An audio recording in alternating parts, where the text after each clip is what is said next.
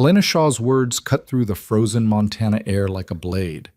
She stood before Caleb Rourke, a man whose eyes held more winter than the wasteland surrounding them. This wasn't a marriage proposal. It was a transaction. A deal forged in desperation and sealed with ice-cold pragmatism. But some agreements, once made, can't stay simple. Some contracts ignite. Stay with me until the end of this story. Hit that like button and comment what city you're watching from. I want to see how far this journey travels. The stagecoach lurched to a stop, and Elena Shaw gripped the worn leather seat to keep from being thrown forward. Dust billowed through the gaps in the wooden frame, coating her already filthy traveling dress in another layer of Montana grit. She'd been on the road for 8 days. 8 days of rattling bones, stale bread, and the constant company of strangers who asked too many questions. "End of the line, miss," the driver called down, his voice rough as tree bark. Elena peered through the clouded window. The landscape stretched endlessly in every direction, rolling hills covered in dead grass, skeletal trees clawing at a steel-gray sky, and somewhere in the distance, mountains that looked like they could swallow the world whole. This was the edge of everything, the place where civilization gave up. And somewhere out there was Caleb Rourke's ranch. She stepped down from the coach, her boots sinking into the half-frozen mud. The wind hit her immediately, sharp enough to steal breath, carrying the smell of livestock and wood smoke. The driver tossed down her single trunk, everything she owned in the world packed into a box that weighed less than most women's hope. "You sure about this?" The driver's eyes held something between pity and judgment. "Awful long way to come for whatever you came for." Elena met his gaze without flinching. "I'm sure." She wasn't. But certainty was a luxury she'd lost 3 months ago when her father's debts had been called in, when the Boston creditors had stripped the house bare, when her last remaining option had been a newspaper advertisement that read like a death sentence dressed up as opportunity. Widow seeks arrangement, must be willing to relocate. Discretion essential, compensation provided. The driver shook his head, climbed back onto his perch, and within moments, the stagecoach was disappearing into the distance, leaving Elena alone with her trunk and the weight of her choices. She didn't have to wait long. A wagon appeared on the dirt road, pulled by 2 massive draft horses that looked like they'd been carved from the same stone as the mountains. The man driving them was broad-shouldered and silent, his face hidden beneath the brim of a hat that had seen better decades. He pulled the wagon to a stop 10 feet away and just looked at her. Elena straightened her spine. She'd learned early that men like this respected strength more than beauty, directness more than charm. "I'm Elena Shaw. I'm expected at the Rourke Ranch." The man climbed down slowly, as if every movement cost him something. When he finally looked up, she saw a face weathered by years of hard labor, deep lines around the eyes, a scar running from temple to jaw, and the kind of exhaustion that sleep couldn't fix. "Tom Garrett. Foreman." His voice was gravel and whiskey. "Boss sent me to fetch you." He loaded her trunk into the wagon bed with surprising gentleness, then gestured for her to climb up. Elena settled onto the wooden bench, and they began moving without another word. The silence stretched for miles. Elena watched the landscape change in subtle ways, the dead grass giving way to rocky outcroppings, a frozen creek bed cutting through the earth like a scar, fence posts marking boundaries in a place that seemed to recognize no boundaries at all. The cold seeped through her coat, her dress, straight into her bones. "How far?" she finally asked. "Another hour." Tom kept his eyes on the road. Then, after a long pause, "You know what you're getting into?" "I know what I agreed to." "That ain't the same thing." Elena turned to look at him. "What do you mean?"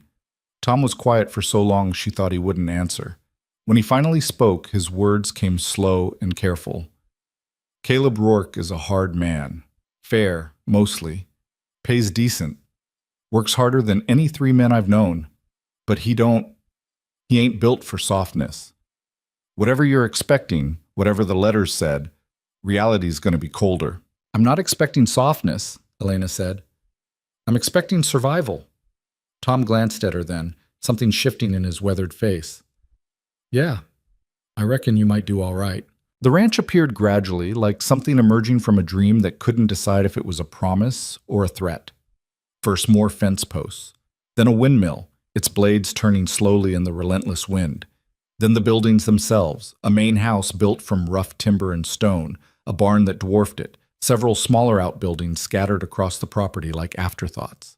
Smoke rose from the house's chimney, the only sign of life in all that emptiness. Tom brought the wagon to a stop near the front porch. Before Elena could move, the door opened, and there he was. Caleb Rourke was tall, taller than she'd expected from his letters, with broad shoulders that filled the doorframe and hands that looked like they could break fence posts as easily as promises. His hair was dark, cut short, and his face was all hard angles and sharper edges. But it was his eyes that stopped her. They were the color of winter ice, and they held about as much warmth. He looked at her the way a rancher might assess livestock at auction, measuring, calculating, determining value. "You're smaller than I expected," he said. No greeting, no welcome, just observation. Elena climbed down from the wagon without waiting for help. "You're exactly what I expected." Something flickered in those cold eyes. Surprise, maybe, or amusement. It vanished before she could be sure. "Tom, get her trunk inside, second bedroom." Caleb's attention shifted back to Elena. "You eat yet?" "Not since this morning." "Come inside. We'll talk while there's still daylight." The house was sparse. A front room with a stone fireplace, a heavy wooden table, chairs that looked homemade, and almost nothing else. No curtains on the windows, no rugs on the floor, no photographs or paintings or any of the small decorations that turned a house into a home. It was shelter, nothing more. A pot hung over the fireplace, something inside it giving off steam and a smell that made Elena's empty stomach clench with hunger. Caleb ladled out 2 bowls of stew, venison, she thought, with root vegetables that had seen better days, and set them on the table along with thick slices of bread. They ate in silence. Elena was too hungry to care about manners, and Caleb seemed to prefer quiet to conversation. She watched him between bites, the way he moved with deliberate economy, wasting no motion, no energy. Every action purposeful, every moment measured. When the bowls were empty, he pushed back from the table and finally spoke. "I assume you remember the terms." "Yes." Elena's voice was steady. "1 year. I stay on the ranch. In exchange for room, board, and payment, I agree to bear a child. Once the child is born and healthy, I receive the remainder of the agreed-upon sum and can either stay or leave. My choice." "And you understand what that means?" It wasn't a question, but Elena answered anyway. "I understand perfectly." Caleb studied her face like he was trying to read something written there in invisible ink. Most women wouldn't. Most women had better options. "What happened to yours?" The question was direct enough to be rude, which meant it was honest. Elena appreciated honesty more than courtesy. "My father died. Turned out he'd been borrowing against the house for years, bad investments, worse gambling. The creditors took everything. My mother passed when I was young, and I have no siblings, no husband, no prospects." She met his gaze without wavering. "So I answered your advertisement, and here I am. You could have found work. Teaching, maybe, or as a governess." Elena's laugh was sharp. "Making $30 a year while some family works me 16 hours a day and treats me like a servant they're doing a favor? No thank you. At least here the terms are clear. The transaction is honest." Caleb was quiet for a moment. Then, "You're not what I expected." "You already said that." "I mean your attitude. Most women who answer ads like that, they come with hope. They think they can change things, make it into something it's not. I'm not most women." Elena leaned forward slightly. "I'm not here to change you, Mr. Rourke. I'm not here to make you love me or turn this arrangement into some fairy tale. I'm here because I need security and you need an heir. That's all. That's enough." For the first time since she'd arrived, something almost like approval crossed his face. "All right then." He stood, pushing his chair back. "I'll show you the house. Your room's upstairs. There's a washroom down the hall. Tom keeps the water heated most evenings. Meals are at 6 in the morning and 6 at night. You're free to move around the property, but don't go past the north fence line. There's wolves up there." Elena followed him through the house, cataloging every detail. The kitchen was functional but basic. The washroom was surprisingly well equipped. A large copper tub, a working pump, shelves stocked with soap and towels. The stairs creaked under their weight, and the second floor was even more austere than the first. 3 doors. He opened the middle one. The bedroom was small. A bed, a dresser, a window that looked out over the dead fields. Her trunk sat at the foot of the bed where Tom had left it. "This is yours," Caleb said. "Mine's at the end of the hall." The implication hung in the air between them. Elena turned to face him directly. "When do you want to start?" The bluntness of the question seemed to catch him off guard. His jaw tightened slightly. "You just got here, and we both know why I'm here. There's no point in pretending otherwise." Caleb's eyes, those ice-cold eyes, searched her face. "You really don't have any illusions about this, do you?" "None." "Good." He stepped back into the hallway. "Get settled. We'll talk more tomorrow." He turned to leave, but Elena's voice stopped him. "Mr. Rourke? What? What happened to your first wife?" The temperature in this hallway seemed to drop 10 degrees. Caleb's entire body went rigid, his hand gripping the doorframe hard enough that his knuckles went white. "That," he said, his voice low and dangerous, "is none of your business. If I'm going to be living here, she's dead. That's all you need to know." He met Elena's eyes, and for the first time she saw something besides cold calculation. She saw pain, raw and deep and carefully buried. "We don't talk about her. Not now. Not ever. Understood?" Elena nodded slowly. "Understood." He disappeared down the hall, his footsteps heavy on the wooden floor.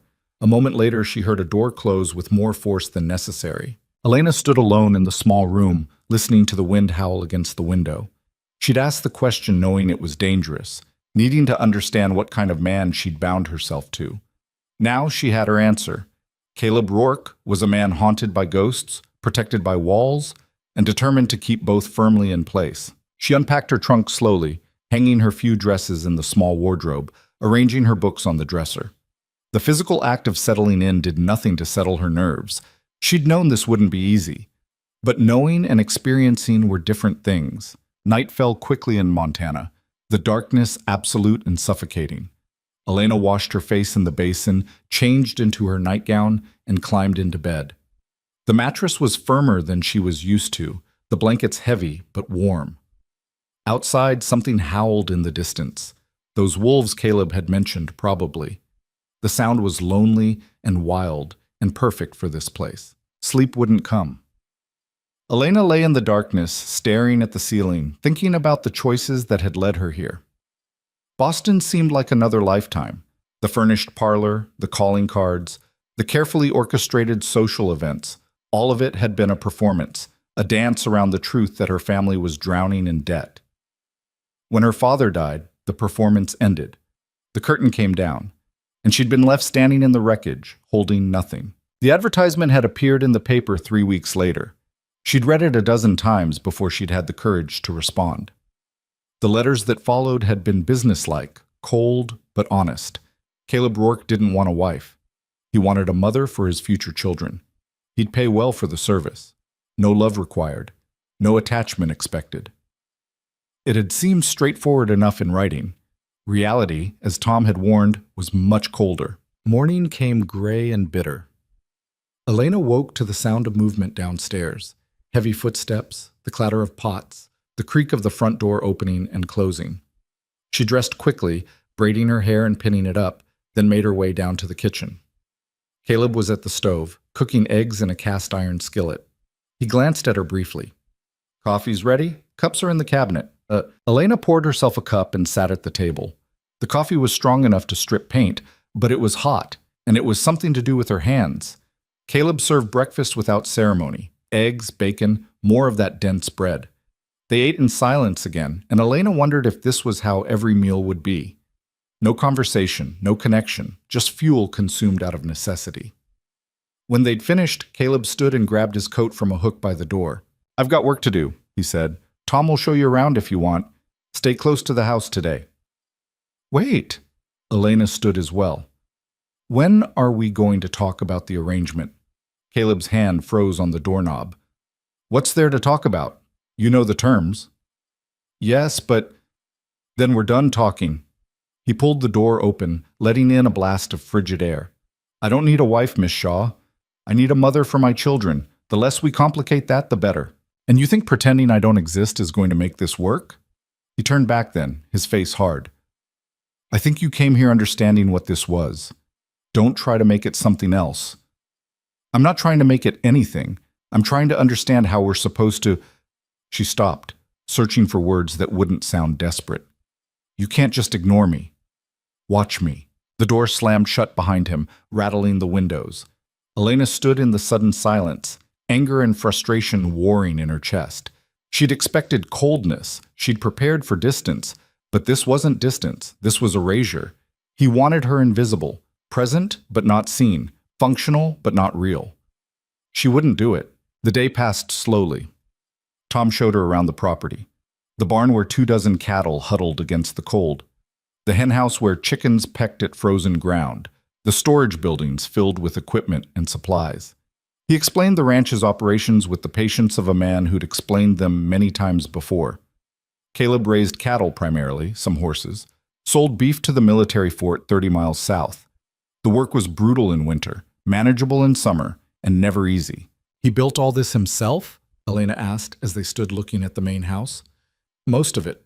Had help with the barn, but yeah, rest was him. Took him 6 years. Tom's weathered face softened slightly. Man works like he's trying to outrun something, always has. His first wife? Tom's expression shuddered immediately. Ain't my story to tell. Everyone keeps saying that, but I'm living in her house, sleeping in her different room, Tom interrupted. Caleb tore that one down, built this one new. Elena absorbed that information slowly. He tore down the room? Tore down half the house. Started over. Tom looked at her then, his eyes serious. Whatever demons that man's fighting, they're his to fight. Best you can do is stay out of the way. But Elena was discovering she didn't want to stay out of the way. Something about Caleb Rourke's determined coldness made her want to push back, to refuse erasure, to insist on being seen. It was probably foolish. It was definitely dangerous. She did it anyway. That evening she cooked dinner. Caleb came in at 6, covered in dirt and exhaustion, and stopped dead when he saw the table set with plates, the pot of stew she'd made from the provisions in the larder, fresh bread wrapped in cloth. What's this? His voice was suspicious. Dinner.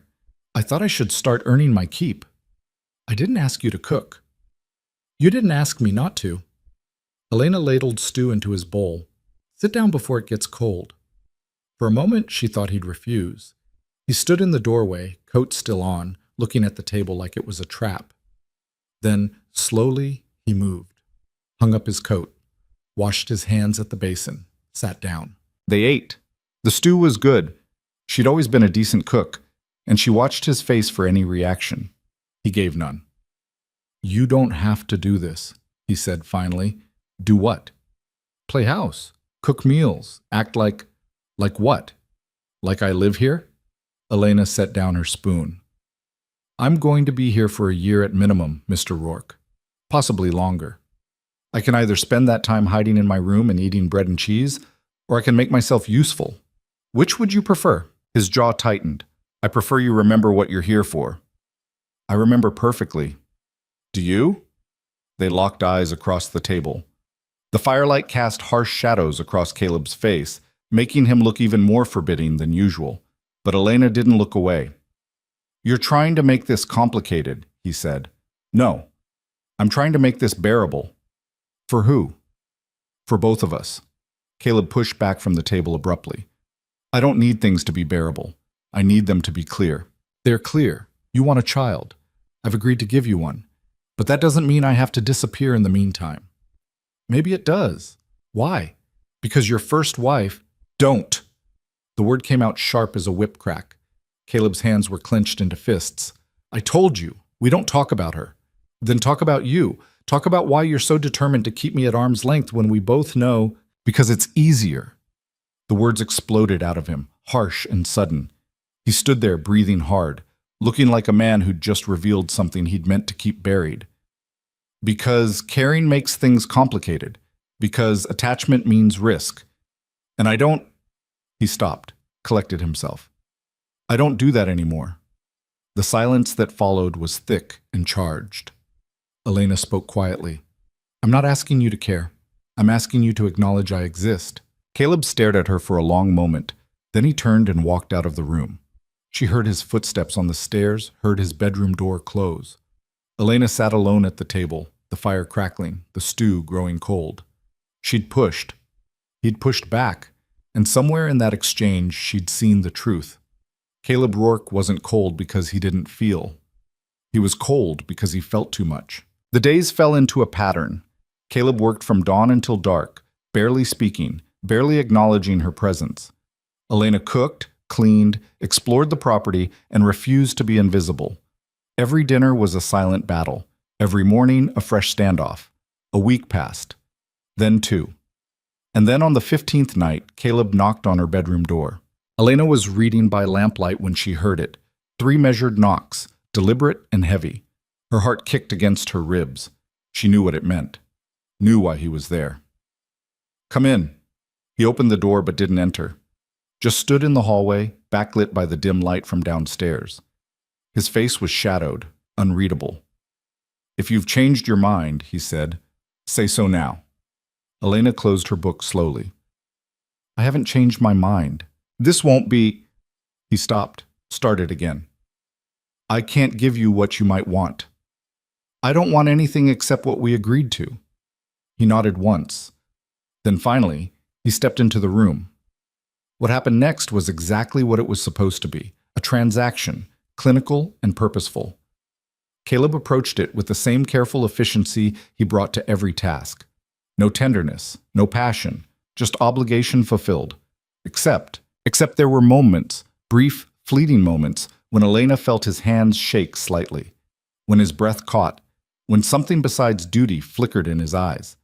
Moments when the walls cracked just enough to let through a glimpse of the man underneath. Afterward, he left without a word. Elena lay in the darkness, her body still humming with unfamiliar sensations, her mind racing. It should have felt empty, hollow. It was exactly what she'd agreed to, sex without love, intimacy without connection. So why did it feel like something more had just happened? The pattern continued. Every third night, Caleb would knock. Elena would answer. And in the darkness of that small room, with the Montana wind howling outside, they would fulfill their agreement. But something was changing. Caleb started lingering afterward. Not long, just a few minutes.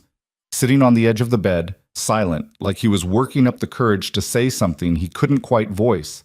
He never did. But the fact that he stayed at all felt significant. Elena found herself waiting for those nights. Not just because of the physical act, though she was surprised to discover it wasn't as awful as she'd feared, but because those were the only times Caleb let his guard drop even slightly. In those quiet moments after, she could see past the walls to the lonely, wounded man underneath. And despite every promise she'd made to herself, despite every intention to keep this simple, she was starting to care. One night, about a month after she'd arrived, they lay side by side in the darkness, not touching, but not apart either. The wind rattled the window. The fire downstairs had burned down to embers, and the cold was creeping in around the edges. "Why Montana?" Elena asked quietly. She felt rather than saw Caleb tense beside her. "What? You could have built a ranch anywhere. Why here? Why the middle of nowhere?" Silence stretched. She'd pushed too far again, asked too much. But then, because here, people leave you alone. It wasn't much, but it was something. A crack in the armor. "Is that what you want? To be left alone?" Another pause. "It's safer." "Safer than what?" "Than the alternative." Elena turned her head to look at him, though she could barely see his face in the darkness. "What happened to her? Your wife?" She expected anger. Expected him to leave, to shut down, to rebuild the walls higher than before. Instead, she heard something break in his voice when he spoke. She left. 2 words, simple, devastating. "She left," he said again, like he needed to hear it himself. 3 years ago. "We'd been married 4 years. I thought..." He stopped, swallowed hard. "I thought we were building something, but I was building alone. She was just waiting for a way out." Where did she go? Back east, to the man she'd actually loved, the one her parents wouldn't let her marry. His laugh was bitter. Turns out I was the consolation prize, the second choice, good enough to escape to, not good enough to stay for. Elena felt something crack open in her chest. Caleb, don't. He sat up, the moment shattering. Don't pity me. And don't think this, he gestured between them, is anything like that. This is different. This is clear. Is it? He looked at her then, really looked at her, and for a moment she saw everything, the pain, the fear, the desperate need to protect himself from feeling anything real. It has to be, he said. Then he stood, pulled on his clothes, and walked out. Elena lay alone in the bed, staring at the ceiling, her heart aching for a man who'd been so thoroughly broken that he'd convinced himself numbness was the same as strength. She was falling for him. Against all logic, against all intention, she was falling for Caleb Rourke, and it was going to destroy them both. Winter came down hard the next week, transforming the Montana landscape into something even more unforgiving. Snow fell in thick curtains that erased the horizon, wind howled through gaps in the barn walls, and the temperature dropped so low that water froze in the buckets overnight. Elena woke each morning to frost patterns on her window that looked like skeletal fingers reaching across the glass. Caleb became even more distant after the night he'd told her about his wife. He left the house before dawn, came back after dark, and spoke only when absolutely necessary. At meals, he ate quickly and in silence, his eyes fixed on his plate like it held answers to questions he wouldn't ask. The nights he came to her room became mechanical again. No lingering, no conversation, just the fulfillment of their agreement before he disappeared back down the hall. Elena told herself it was fine. This was what she'd signed up for. Distance, transaction, simplicity. But her heart wasn't listening. She caught herself watching for him during the day, looking out the kitchen window to see if she could spot him working near the barn or riding out to check the fence lines. She cooked meals she thought he might like, even though he never commented on the food. She stayed awake some nights, listening to the floorboards creak as he moved around in his room, wondering what kept him from sleeping. It was ridiculous, dangerous, exactly the kind of attachment she'd promised herself she wouldn't form. Tom noticed, of course. The old foreman had a way of seeing things people tried to hide. "You're getting in deep," he said one afternoon as they fed the chickens together. The hens clustered around their feet, pecking at scattered grain, oblivious to the cold. Elena kept her eyes on the work. "I don't know what you mean." "Yeah, you do." Tom's voice was gentle but firm. "I've been watching you watch him, and I've been watching him try not to watch you. He barely acknowledges I exist. That's how you know he's noticing." Tom scattered another handful of grain. "Man like Caleb, he don't ignore things that don't matter to him. He ignores things that matter too much." Elena stopped, the feed bucket heavy in her hands. "What am I supposed to do, Tom? Pretend I don't care?" "Might be safer. I didn't come here for safe." "No," Tom agreed. "You came here to survive. Just make sure you still can when this is over." The words haunted her for days. When this is over. As if there was an ending already written, as if the only question was how much damage they'd do to each other before reaching it. The storm hit on a Tuesday. Elena had seen storms in Boston, rain that turned streets to rivers, wind that rattled windows, thunder that shook the walls. But Montana storms were different. They didn't just arrive. They attacked. The sky turned the color of old bruises, the wind picked up until it sounded like something alive and angry, and the snow came down so thick she couldn't see the barn from the kitchen window.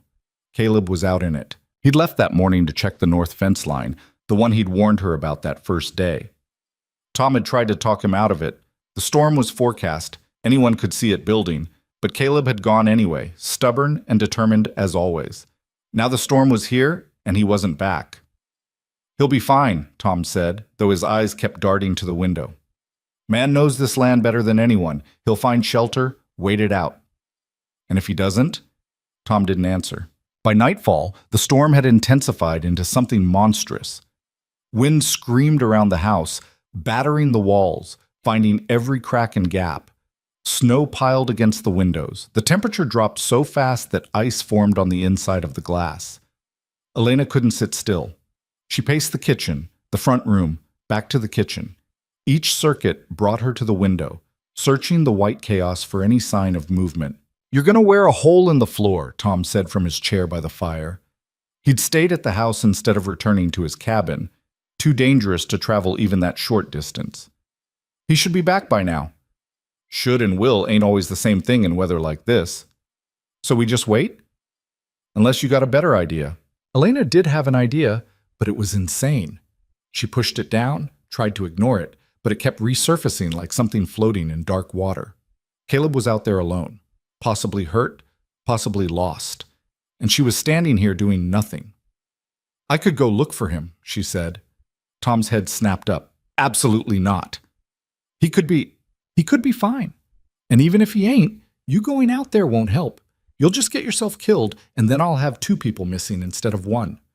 Tom's voice was harder than she'd ever heard it. You stay put. That's an order. You're not my boss.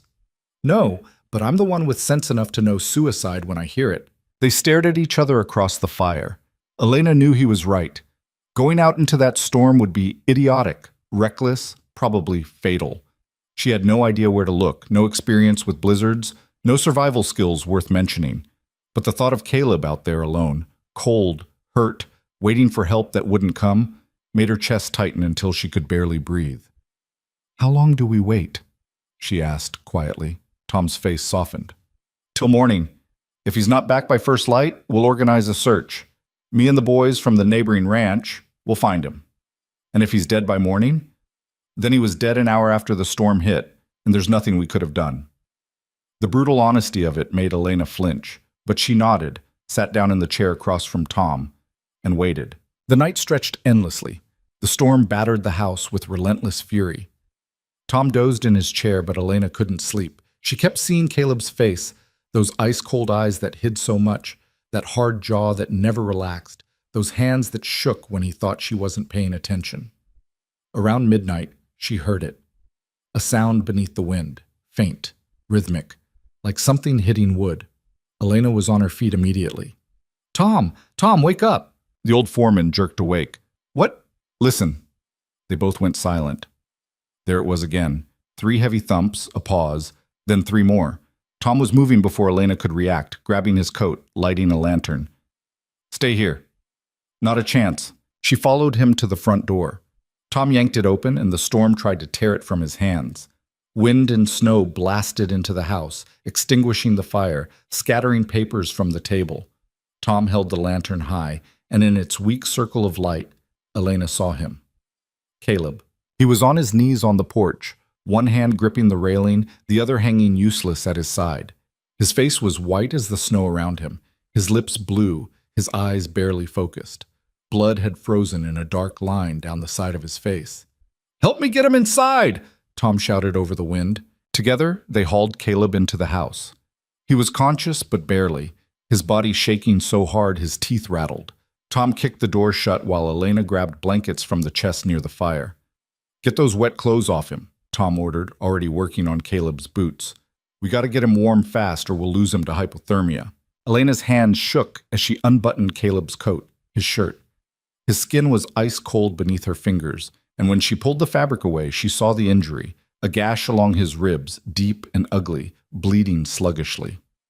What happened? She asked, but Caleb couldn't answer. His eyes kept sliding shut, his head lolling forward. Stay awake, Tom commanded, slapping Caleb's face lightly. Come on, boss, stay with us. Between them, they stripped off the wet clothes and wrapped Caleb in blankets.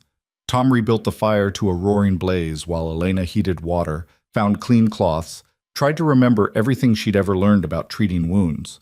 It wasn't much. How bad is it? She asked as she cleaned the gash. Tom examined it closely. Needs stitches. Probably caught himself on barbed wire or a fence post. Lucky it ain't deeper. I don't know how to stitch a wound. Then you're about to learn. Tom found a needle and thread, actual sewing thread, because apparently that's what you used when the nearest doctor was 30 miles away in a blizzard. He showed Elena how to pinch the skin together, how to push the needle through, how to tie off each stitch. Her hand shook the entire time, but she did it. Caleb groaned when the needle first pierced his skin, but he didn't pull away. Didn't fight.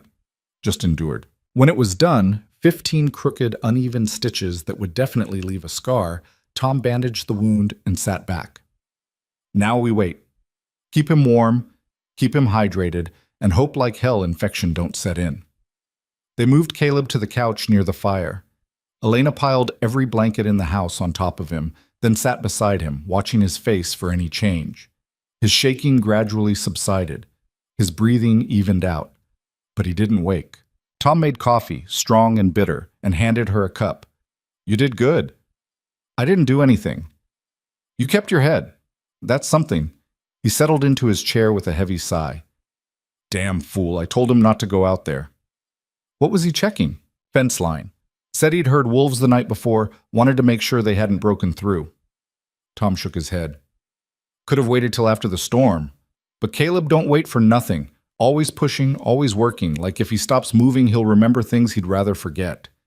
Elena looked down at Caleb's face, pale and drawn even in sleep, lines of pain etched around his mouth. "He's running from himself." "That he is. Has been for 3 years. Don't seem to be working, but he keeps trying."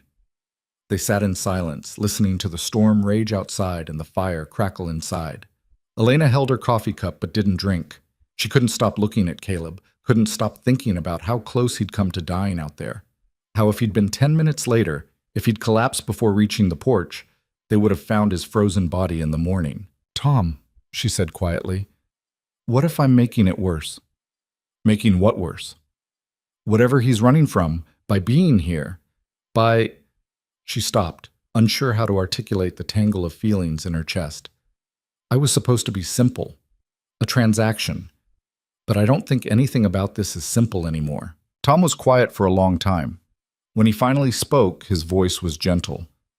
"Life ain't simple, girl. People who tell you it is are either lying or selling something. What you and Caleb got, yeah, it's complicated. But complicated ain't always bad. It is if it hurts him. And what about you? What if it hurts you?" Elena didn't have an answer for that. Caleb woke near dawn. The storm had finally exhausted itself, leaving behind a world buried in white silence. His eyes opened slowly, confusion clouding them, and he tried to sit up before the pain in his side made him gasp. "Don't move," Elena said immediately, her hand on his shoulder.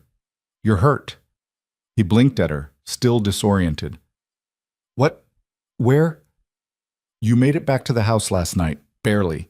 You've got a gash in your side that Tom and I stitched up. You need to rest." Caleb's jaw tightened as memory returned. "The fence." "Can wait." "You can't." She pressed him back down when he tried to rise again. "You almost died out there. You're not going anywhere until you've healed." "I'm fine." "You're not fine. You're stubborn and stupid and lucky to be alive." Something flickered in his eyes. Surprise, maybe, at being spoken to that way. "I had to check the fence." "No, you didn't. You wanted to check the fence. There's a difference." Elena's frustration boiled over, all the fear and worry of the long night transforming into anger. "What were you thinking? Going out in that storm alone? No backup? No plan for if something went wrong?" "I've done it 100 times. And this time you almost didn't make it back," her voice cracked. "Do you have any idea what that was like? Waiting here, not knowing if you were alive or dead, seeing you collapse on the porch, half frozen and bleeding?" Caleb stared at her. "Why do you care?" The question hit like a physical blow. Elena felt tears sting her eyes, and she blinked them back furiously. "Because I'm not made of stone, Caleb. Because I'm a human being who doesn't want to see another human being die. Because—" She stopped. Couldn't say the rest. Couldn't admit that somewhere along the way, this arrangement had stopped being business and started being something else entirely. "Because what?" His voice was softer now, his eyes searching her face. "Because you matter," she said finally, "whether you want to or not. Whether I want you to or not. You matter." The silence that followed felt heavy and fragile at the same time. Caleb's hand moved slightly on the blanket like he wanted to reach for her but couldn't quite make himself do it. "I didn't ask you to care," he said. "I know. I care anyway." He closed his eyes. "That's a mistake." "Probably." Elena stood, needing distance, before she said something she couldn't take back. "I'll make breakfast. You need to eat." She left him on the couch and went to the kitchen, her hands shaking as she worked. She heard Tom come downstairs, heard the low murmur of conversation between the two men, but she didn't join them. She needed time to collect herself. to rebuild the walls Caleb had so thoroughly demolished without even trying. When breakfast was ready, eggs and bacon and fresh bread, she brought it to the front room. Tom had helped Caleb sit up, propping him against the arm of the couch with pillows. He looked better than he had a few hours ago, but the pain was still there in the tightness around his eyes. "Eat," she said, handing him a plate. "All of it." Caleb took the plate without argument. He was learning, apparently, that when Elena used that particular tone, resistance was futile. They ate together, the three of them, while pale winter light filtered through the windows and revealed the extent of the storm's damage. Snow had drifted against the side of the house in waves 3 feet high. The path to the barn was completely buried. Several fence posts visible from the window had snapped under the weight of ice. "Gonna take days to dig out from this," Tom observed. "And that fence line you were so worried about? Definitely gonna need repair now." Caleb grunted, which wasn't quite agreement, but wasn't disagreement either. "You're staying inside until that wound heals," Elena said. It wasn't a suggestion. "I've got work." "Tom can handle the work, can't you, Tom?" The old foreman grinned. "Sure can. Been running this place half the time anyway." Caleb glared at him, but there was no real heat in it. He was too tired, too sore, and probably too aware that they were right. For the next 3 days, Caleb was confined to the house.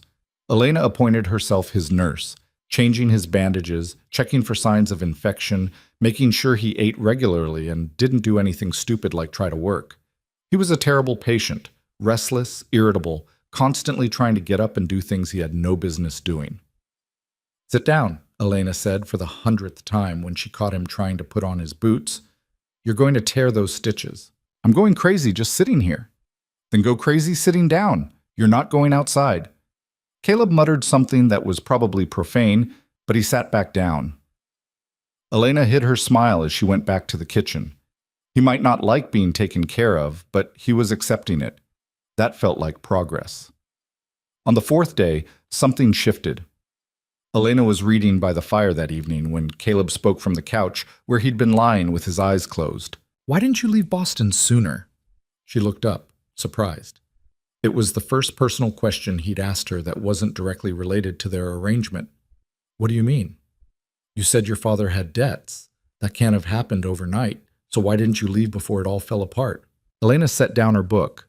"Because I kept thinking he'd fix it, that he'd stop gambling, stop making bad investments, stop pretending everything was fine when it clearly wasn't." She stared into the fire. "I believed in him longer than I should have. By the time I accepted the truth, it was too late." Caleb was quiet for a moment. "I know something about believing in people longer than you should." "Your wife?" He nodded slowly. "I saw the signs. The way she'd go quiet sometimes, staring out the window like she was somewhere else, the way she flinched when I touched her. But I told myself it was just adjustment, that she'd learned to love this place, love me." His laugh was bitter. "Turns out you can't make someone want something they've already decided against."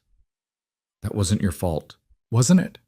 I brought her here, promised her a life she never wanted, got angry when she couldn't pretend to be happy." "She married you," Elena pointed out. "She made a choice." "Yeah, the wrong one."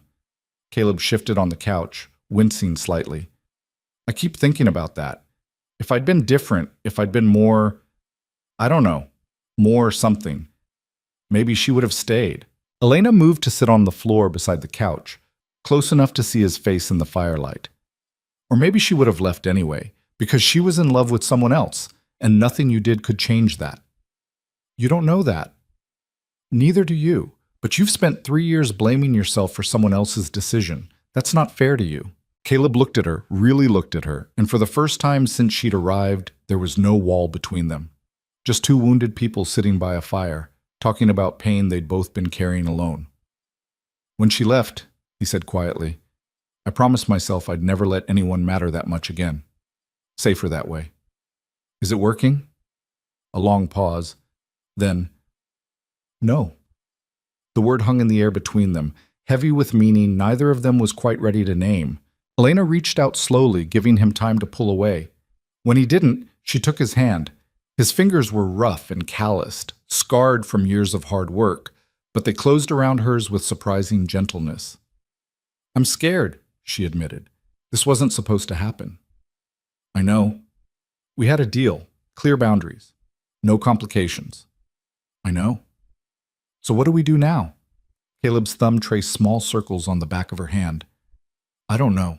They sat like that for a long time, holding hands in the firelight while the Montana night pressed against the windows. It wasn't a solution. It wasn't even a plan.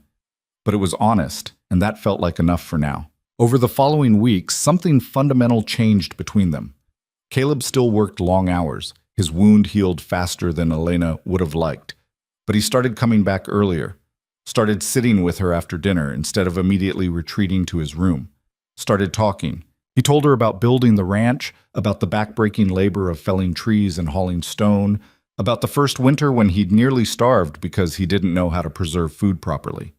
He told her about his childhood in Ohio, about leaving home at 16 with nothing but a horse and $50, about the years of drifting before he'd found this land and decided to make it mean something. Elena told him about Boston, about the suffocating expectations of society, about her mother who died when she was 12 and left her alone with a father who loved her but couldn't stop destroying himself.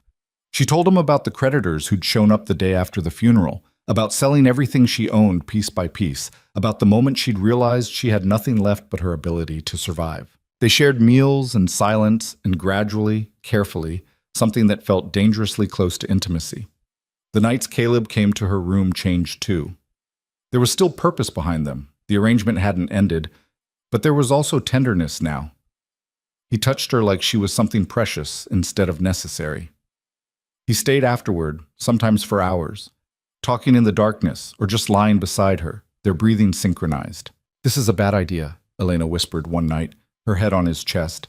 She felt him nod. "Terrible idea." "We should stop." "Probably." Neither of them moved. Tom watched their transformation with knowing eyes, but said nothing. He just smiled slightly whenever he caught them looking at each other when they thought no one was watching, or when Caleb lingered over breakfast to talk to Elena instead of rushing out to work. February brought more storms, but also occasional breaks in the weather, days when the sun broke through and turned the snow into fields of diamonds.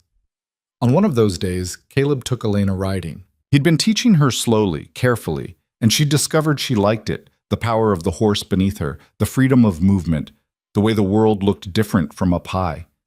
They rode out to the north fence line, the one Caleb had nearly died checking, and worked together to repair the damage the winter had done. "You're getting good at this," Caleb said as Elena helped him string new wire between posts. "I had a good teacher." He glanced at her, something soft in his eyes. "You're not what I expected." "You keep saying that." "Because it keeps being true." He secured the wire and straightened, brushing snow off his gloves. "When you answered the advertisement, I don't know what I thought. Someone desperate. Someone beaten down. Someone who'd be grateful for whatever I offered and wouldn't ask questions." "I am desperate," Elena pointed out. "No, you were desperate. There's a difference." He moved to the next post and she followed. "You came here with nothing, but you didn't act like nothing. You showed up and immediately started taking up space, making noise, refusing to disappear. It was—" He stopped, searching for words. "It was terrifying." "Terrifying?" "Yeah, because I realized pretty quick that you weren't going to let me keep hiding." Elena felt her heart squeeze. "Is that what you were doing? Hiding? For 3 years. Built these walls, kept everyone out, told myself it was strength. Then you showed up and started knocking holes in every defense I had." They stood there in the snow, the wind cold on their faces, the silence broken only by distant bird calls. Elena wanted to kiss him, wanted to close the distance between them and let this moment become what it was trying to be. But she was afraid that if they acknowledged what was happening, if they named it, the whole fragile structure would collapse. Caleb seemed to feel it too. He cleared his throat, looked away, went back to work. They rode home as the sun was setting, painting the snow in shades of pink and gold. At the barn, Caleb helped Elena dismount, his hands on her waist, and for a moment they stood close enough to share breath. His eyes searched her face like he was trying to memorize it. "Thank you," he said quietly. "For what?" "For not giving up on me." Before she could respond, he turned away to tend to the horses, leaving her standing in the gathering darkness with her heart pounding and her carefully constructed walls in ruins around her feet. That night, he came to her room again. But instead of the usual careful distance, he pulled her close and held her like she was the only thing keeping him anchored to the earth. They made love, and it was making love now, Elena realized, not just sex, not just obligation, with a desperation that scared and thrilled her in equal measure. Afterward, as they lay tangled together, Caleb spoke into her hair. "I'm falling for you." 3 words. Simple. Devastating. Elena's breath caught. "Caleb, I know we weren't supposed to. I know it complicates everything, but I can't." His arms tightened around her. "I can't keep pretending this is just an arrangement anymore." "What are you saying?" "I'm saying I want more than a year, more than a child, more than—" He pulled back to look at her face. "I want you. All of you. For real." Tears stung Elena's eyes. This was everything she'd been afraid to want, everything she'd told herself was impossible. And now he was offering it to her, raw and honest and terrifying. "What if it doesn't work?" she whispered. "What if we try and it falls apart? Then it falls apart. But at least we tried." His hand cupped her face. "I spent 3 years being afraid. I'm tired of it. I'd rather risk everything than keep living like this, half alive, half numb, pretending I don't feel what I feel." Elena kissed him then, pouring everything she couldn't say into the press of her lips against his. When they finally broke apart, both breathing hard, she found her voice. "I'm falling for you too. I have been for weeks. Maybe since the beginning." His smile was small, but genuine. The first real smile she'd seen from him. "So what do we do?" "I don't know. Figure it out as we go?" "That's not much of a plan. It's all I've got." Caleb kissed her forehead, her cheeks, her mouth. "Then I guess we'll make it work." They fell asleep that way, wrapped around each other, the Montana winter howling outside while inside, 2 broken people began the slow, terrifying work of putting each other back together. Morning came too bright, sunlight streaming through the window and turning the frost on the glass into prisms of light. Elena woke to find Caleb already dressed, sitting on the edge of the bed pulling on his boots.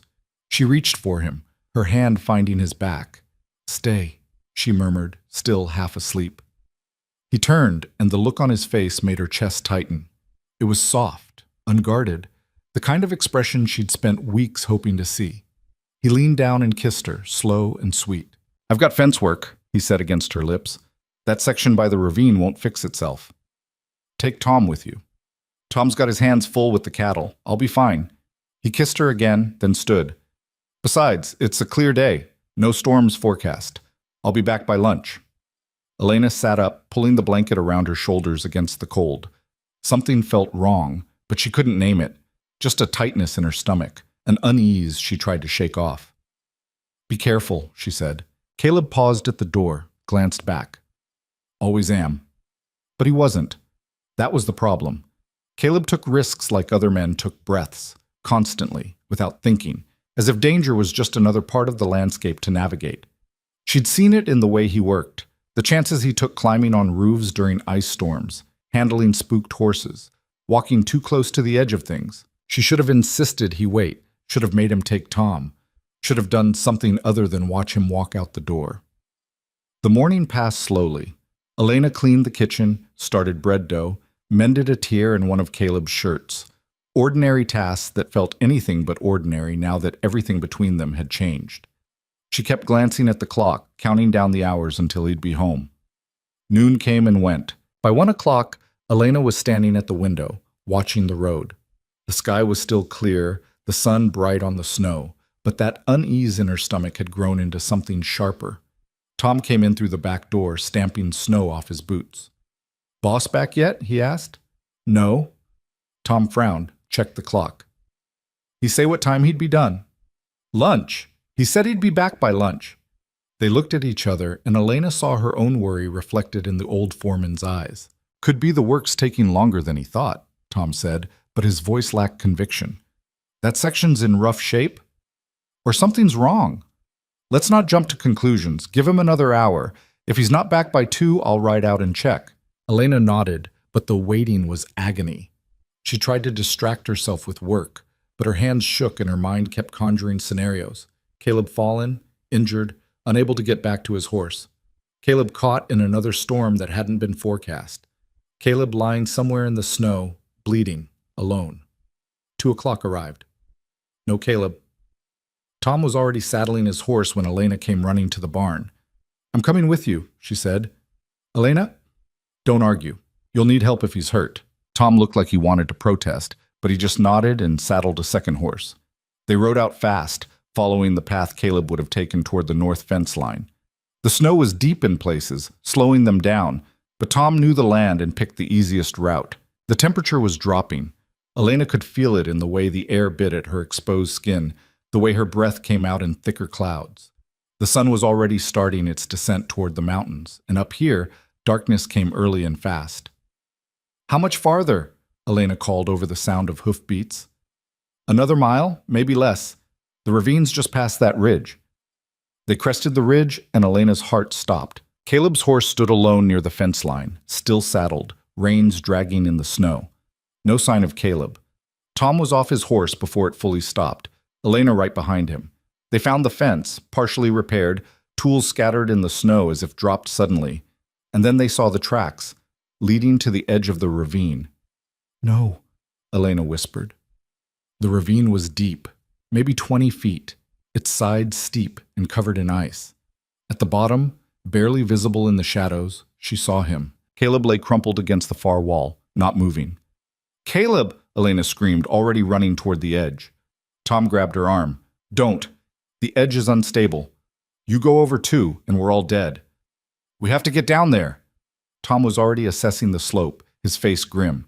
It's too steep, too icy. We need rope, equipment. We don't have time for that. Look at him, Tom. He's not moving. As if in response to her voice, Caleb stirred. His hand moved slightly, and his head turned toward the sound. Even from this distance, Elena could see blood on his face. Caleb, she called again. Can you hear me? His eyes opened, found her. His lips moved, but no sound reached them. I'm going down, Elena said. Like hell you are. You'll break your neck. Then what do we do? Ride back for rope? That'll take an hour at least, and it'll be dark by then. He could die waiting. Tom's jaw worked. He knew she was right. If you go down there, you might not be able to get back up. I know. You could both freeze to death before I get back with help. I know that too. Tom stared at her, and she saw the moment he accepted what she was going to do. You're as stubborn as he is. Probably why this works. Despite everything, Tom almost smiled. All right, let me find the best way down. And Elena, if you die down there, he'll kill me, so don't. They spent precious minutes searching for the least treacherous path. Finally, Tom pointed to a section where rocks jutted out at intervals, creating natural handholds. It was still dangerous. One slip would send her tumbling, but it was possible. Take my coat, Tom said, already shrugging out of it. You'll need the extra layer, and here. He pressed a small flask into her hand. Whiskey. If he's conscious, it might help with the pain. Elena pulled on the coat, pocketed the flask, and approached the edge. Looking down made her stomach lurch, but she didn't let herself hesitate. Caleb needed her. That was all that mattered. The descent was nightmare. The rocks were slick with ice, her boots kept sliding, and more than once she caught herself just before falling. Her hands were scraped raw within minutes, her shoulders screaming from gripping so hard. But she kept going, finding each foothold, testing each handhold, moving down inch by terrible inch. When her feet finally hit the bottom, her legs nearly gave out. She steadied herself against the ravine wall and looked around. Caleb was 15 feet away, propped against the opposite wall. His eyes were open now, watching her with an expression she couldn't quite read. Elena scrambled across the uneven ground and dropped to her knees beside him. You idiot, she said, her voice breaking. What happened? Fence broke. Lost my footing. His words came slow and slurred. Stupid. His right leg was bent at an angle that made Elena's stomach turn. His face was pale, except where blood had dried in a trail from his temple to his jaw. When she touched his shoulder, he flinched. Where are you hurt? Legs broken, maybe some ribs. Hit my head pretty good. He tried to smile and failed. Could be worse. Could be worse? Caleb, you're at the bottom of a ravine with a broken leg and a head injury. But I'm alive. And you're here. His hand found hers, gripped it weakly. You shouldn't have come down. Where else would I be? Above them, Tom's voice echoed down. How bad is it? Elena called back. Broken leg for sure, head injury, possible broken ribs. I'm riding for help. There's a ranch about 5 miles east. They've got rope and manpower. I'll be back as fast as I can, but it'll be at least 2 hours. You two stay put and stay warm." The sound of hoofbeats faded quickly, leaving them alone in the ravine with the light already starting to fail. Elena looked around, trying to think. The ravine protected them from the wind, which was good, but it also trapped the cold. The temperature was dropping fast, and neither of them had enough layers for a prolonged wait in these conditions. She was already shivering. "We need to keep you warm," she said, shrugging out of Tom's coat. "Keep it. You need it more than I do. Don't be stupid. You're in shock, you've lost blood, and you're not moving around generating heat. Take the damn coat." They argued about it until Caleb gave in, too weak to really fight. Elena draped the coat over him, then sat down beside him and pulled him against her, sharing what body heat she could. It wasn't much, but it was something. "Tell me what happened," she said, partly to keep him talking, partly because she needed to know. Caleb's voice was getting softer. "Was replacing a post. Fence line gave way, rotted wood I didn't see. Went down before I knew what was happening." "How long were you down here before we came?" "Don't know. Hour, maybe. Tried to climb out, but the leg—" He trailed off, his breathing shallow. Elena felt panic rising. "Stay awake, Caleb. You have to stay awake." "Tired. I know. But if you have a concussion, you can't sleep. So you're going to talk to me. Tell me about—" She searched for something, anything. "Tell me about the first time you saw this land." He was quiet so long she thought he'd passed out. Then, slowly, he started talking. "Was riding through. Didn't plan to stop. But I crested that ridge and saw all this—" He gestured weakly. "Empty space. No people, no buildings, nothing but land and sky. And I thought I could build something here. Something that was mine. Something nobody could take away. And you did. Yeah. For all the good it did me." His head lolled against her shoulder. "Wasn't supposed to be alone, though. Had plans. A family. A real life. You still can have that." Caleb's laugh was bitter. "Look at me, Elena. Broken at the bottom of a ravine. This is what I do. I break things. Break myself. Break people around me. That's not true. Isn't it? Sarah left because I couldn't make her happy. And you came here for a simple transaction, and I've turned it into this mess." Elena turned his face toward her, made him look at her. "This isn't a mess. This is real. This is two people who were broken finding each other and trying to put the pieces back together. That's not wrong, Caleb. What if I can't be fixed? What if you don't need to be?" She brushed hair back from his forehead, careful of the gash. "Maybe we're both exactly as broken as we need to be. Maybe that's the point." "That doesn't make sense. Since when does any of this make sense?" He smiled then, a real smile despite the pain. "Since you showed up and refused to disappear." The light was fading fast now, the ravine filling with shadows. Elena could barely see Caleb's face, could only feel the weight of him against her and the slow rise and fall of his chest. The cold was getting worse. She could feel it seeping into her bones, making her fingers numb, her thoughts sluggish. "Talk to me," Caleb said, his voice barely a whisper. "Stay awake." "I'm awake." "Barely. Tell me something. Something I don't know about you." Elena tried to think through the fog of cold and fear. "When I was little, I wanted to be a painter. Not portraits or landscapes, something different, abstract shapes, colors that didn't exist in nature. My mother encouraged it, but after she died, my father said it was impractical, that I needed to focus on being marriageable. You should paint again." "Maybe I will. When spring comes, I'll paint the mountains, make them purple and green and colors they've never been." "I'd like to see that." They fell quiet. Above them, stars were starting to appear in the narrow strip of sky visible between the ravine walls. Elena had never seen stars like that in Boston, so bright they looked close enough to touch, so many they turned the darkness into something almost light. "Elena," Caleb said, and something in his voice made her heart clench. "What? If I don't make it? Don't say that. Listen." His hand tightened on hers. "If I don't make it, I need you to know, these past months, they've been the best of my life. Even with all the fear and the fighting and the walls, you made me feel something I thought I'd lost, You made me want to try again. Tears froze on Elena's cheeks. You're going to make it. Tom's bringing help. We just have to wait. But if I don't, then I'll run this ranch. I'll take care of the cattle and fix the fences and keep your legacy alive. I'll do all of it. But you're going to make it, Caleb. You have to. He was quiet for a long time. When he spoke again, his voice was so soft she almost didn't hear it. I love you. The words hit her like a physical force. 3 words she'd been afraid to hope for. 3 words that changed everything. I love you too, she whispered back. So you better not die on me, because I didn't come all this way and climb down into this frozen hell just to lose you. Caleb's hand came up to cup her face, his thumb brushing away her tears. Bossy. You like it? Yeah, I do. He kissed her then, soft and sweet and tasting of blood and snow. When they broke apart, Elena pressed her forehead against his and just breathed, counting his heartbeats, feeling him alive against her. The cold got worse. Much worse. Elena's entire body was shaking now, and Caleb had gone worryingly still. She kept talking to him, telling him stories about Boston, about her childhood, about anything she could think of to keep them both conscious. But her words were slurring, her thoughts fragmenting. Time became strange. She couldn't tell if they'd been in the ravine for 1 hour or 10. The stars wheeled overhead. The cold became absolute.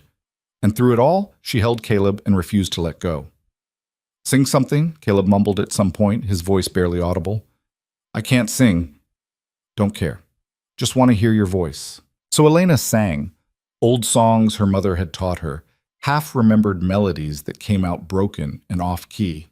But Caleb's breathing steadied when she sang, and his hand stayed locked with hers, so she kept going. She was in the middle of a lullaby when she heard the voices. At first she thought she was imagining them, her mind creating rescue that wasn't coming. But then light bloomed above the ravine, lanterns held by shadowy figures, and Tom's voice called down, We're here! Hold on! Elena wanted to respond but couldn't make her mouth work. She just held Caleb tighter and waited. The rescue was chaos. Men with ropes and equipment descended into the ravine, their movements efficient and sure. Someone wrapped a blanket around Elena's shoulders. Someone else was checking Caleb's injuries, securing his leg for the climb-up. Voices shouted instructions, hands lifted and supported, and then they were moving. Getting Caleb out of the ravine took careful work. They'd rigged a pulley system, and 6 men hauled while 2 more guided the stretcher up the icy slope. Elena climbed separately, too numb to feel her own hands on the rope, too focused on watching Caleb being lifted to safety to think about her own danger. When she finally reached the top, her legs gave out. Someone caught her, Tom she realized, and half-carried her to where horses waited. Caleb was already secured to a makeshift litter, unconscious now, his face gray in the lantern light. Is he... Elena couldn't finish the question. Alive, Tom said. Barely. We need to move fast. The ride back to the ranch was a blur. Elena couldn't stop shaking, couldn't get warm, couldn't think about anything except Caleb's still form on the litter. When they finally reached the house, men carried him inside and laid him on the bed in his room, the room he'd been sharing with Elena, though nobody commented on that. A doctor had been summoned from the fort, but he wouldn't arrive until morning. Until then, all they could do was keep Caleb warm and hope. Tom practically forced Elena into the washroom, made her strip off her frozen clothes and get into a hot bath.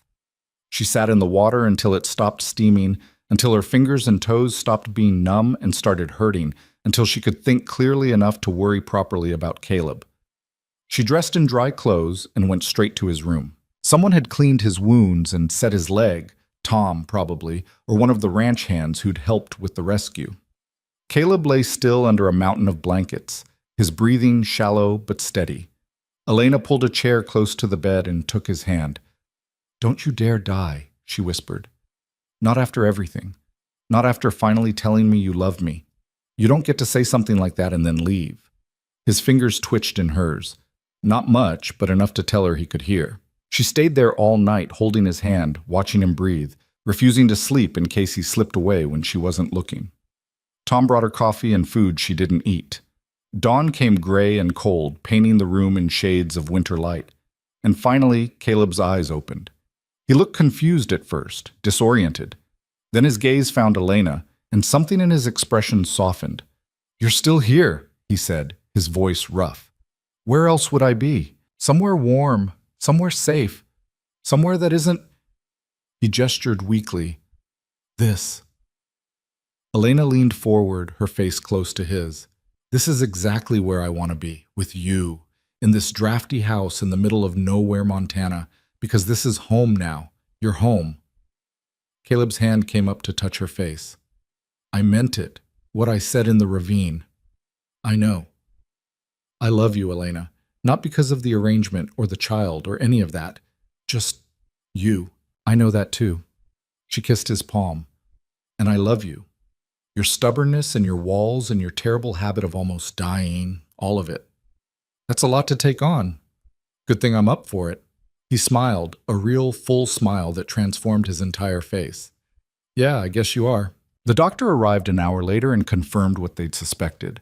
Broken leg, 3 cracked ribs, concussion, various cuts and bruises. Caleb would heal, but it would take time. Weeks, maybe months before he was back to full strength. You're lucky to be alive, the doctor said bluntly. Another few hours in that cold, and you'd both be dead. After he left, Elena sat on the edge of Caleb's bed and took his hand again. No more working alone, she said firmly. Ever. You take Tom or one of the hands or me, but you don't go out by yourself. Elena, I'm serious, Caleb. I can't do this again. I can't watch you almost die and wonder if you're going to make it. So you're going to be careful, and you're going to let people help you, and you're going to stop acting like you're invincible. He looked at her for a long moment, then nodded. All right. All right? You climbed into a ravine to save me. Least I can do is promise not to fall into another one. Elena laughed, surprising herself. That's a low bar. It's a start. She leaned down and kissed him, gentle and careful of his injuries. When she pulled back, his eyes were serious.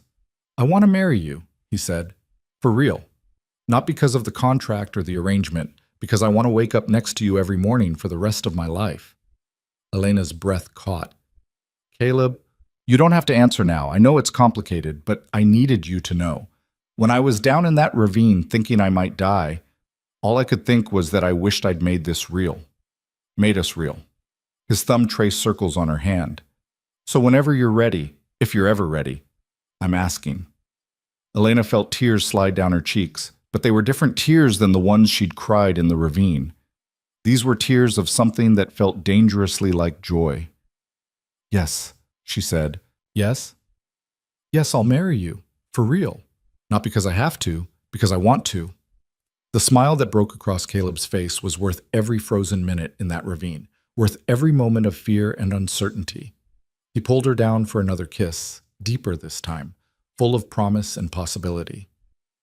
When they finally broke apart, both breathing hard, Elena rested her forehead against his. We're really doing this, she said. Yeah, we really are. It's probably going to be a disaster. Probably. Caleb's arms tightened around her. But it'll be our disaster. Outside, the Montana winter continued its assault on the land. But inside, in that small room with its frost-covered windows and drafty walls, 2 people who'd thought they were beyond saving had found something neither had been looking for. They'd found each other.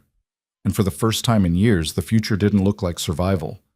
It looked like hope. Caleb's recovery was slower than either of them wanted, and twice as frustrating. The broken leg meant crutches for weeks, then a cane, then a limp that the doctor said might never fully go away. The cracked ribs made breathing painful and sleeping worse, and the concussion left him with headaches that came without warning and turned him irritable and withdrawn. Elena learned quickly that injured Caleb was somehow more difficult than healthy Caleb had ever been. I don't need help, he snapped one morning when she tried to assist him down the stairs. Your pride isn't going to catch you when you fall. I'm not going to fall. You said that yesterday, right before you fell. He glared at her, but she could see the pain underneath the anger. Being helpless didn't sit well with a man who'd built his entire identity around self-sufficiency. She understood that. Didn't make it less annoying. Let me help you, she said, softer this time. Please. Something in his face shifted. He nodded once, stiff and reluctant, and let her take his arm. They made it down the stairs without incident. Small victories. Tom handled most of the ranch work during those weeks, and Elena discovered she had a knack for managing the parts Tom couldn't cover. She learned to keep the books, track inventory, coordinate with the hands about which cattle needed attention. It wasn't painting abstract shapes in impossible colors, but it was hers. She was building something here, same as Caleb had. March brought the first hints of thaw. The snow started melting in patches, revealing dead grass underneath and mud that sucked at boots. The temperature climbed just enough to make the cold bearable instead of brutal. And with the changing weather came a change in Caleb, too. Less frustration, more acceptance. He was healing, slowly but healing. One evening, as they sat by the fire after dinner, Caleb cleared his throat in that way he did when he was working up to saying something difficult. "I've been thinking about the wedding," he said. Elena looked up from the sock she was darning. "What about it?" "When you want to do it, how you want to do it." He shifted in his chair, his legs stretched out in front of him. "I know you probably had ideas, before, about what a wedding should be." She set down her mending.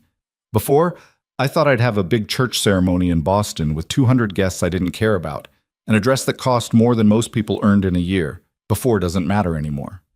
"It might. To you. It doesn't." Elena moved to sit on the floor beside his chair, her hand finding his. "I don't need any of that, Caleb. I just need you." He looked down at her, his thumb tracing patterns on her palm. "There's a minister at the fort. Comes through once a month. We could do it simple. Tom as witness. Maybe a few of the hands if you want." "That sounds perfect." "You sure? Because if you want more—" "I want you," she interrupted. "Everything else is just details." Caleb pulled her up into his lap, careful of his ribs, and kissed her until they were both breathless. When they broke apart, his eyes held that soft look she'd grown to love, the one that said he was letting her see past all the walls. "I don't deserve you," he said quietly. "Probably not, but you're stuck with me anyway."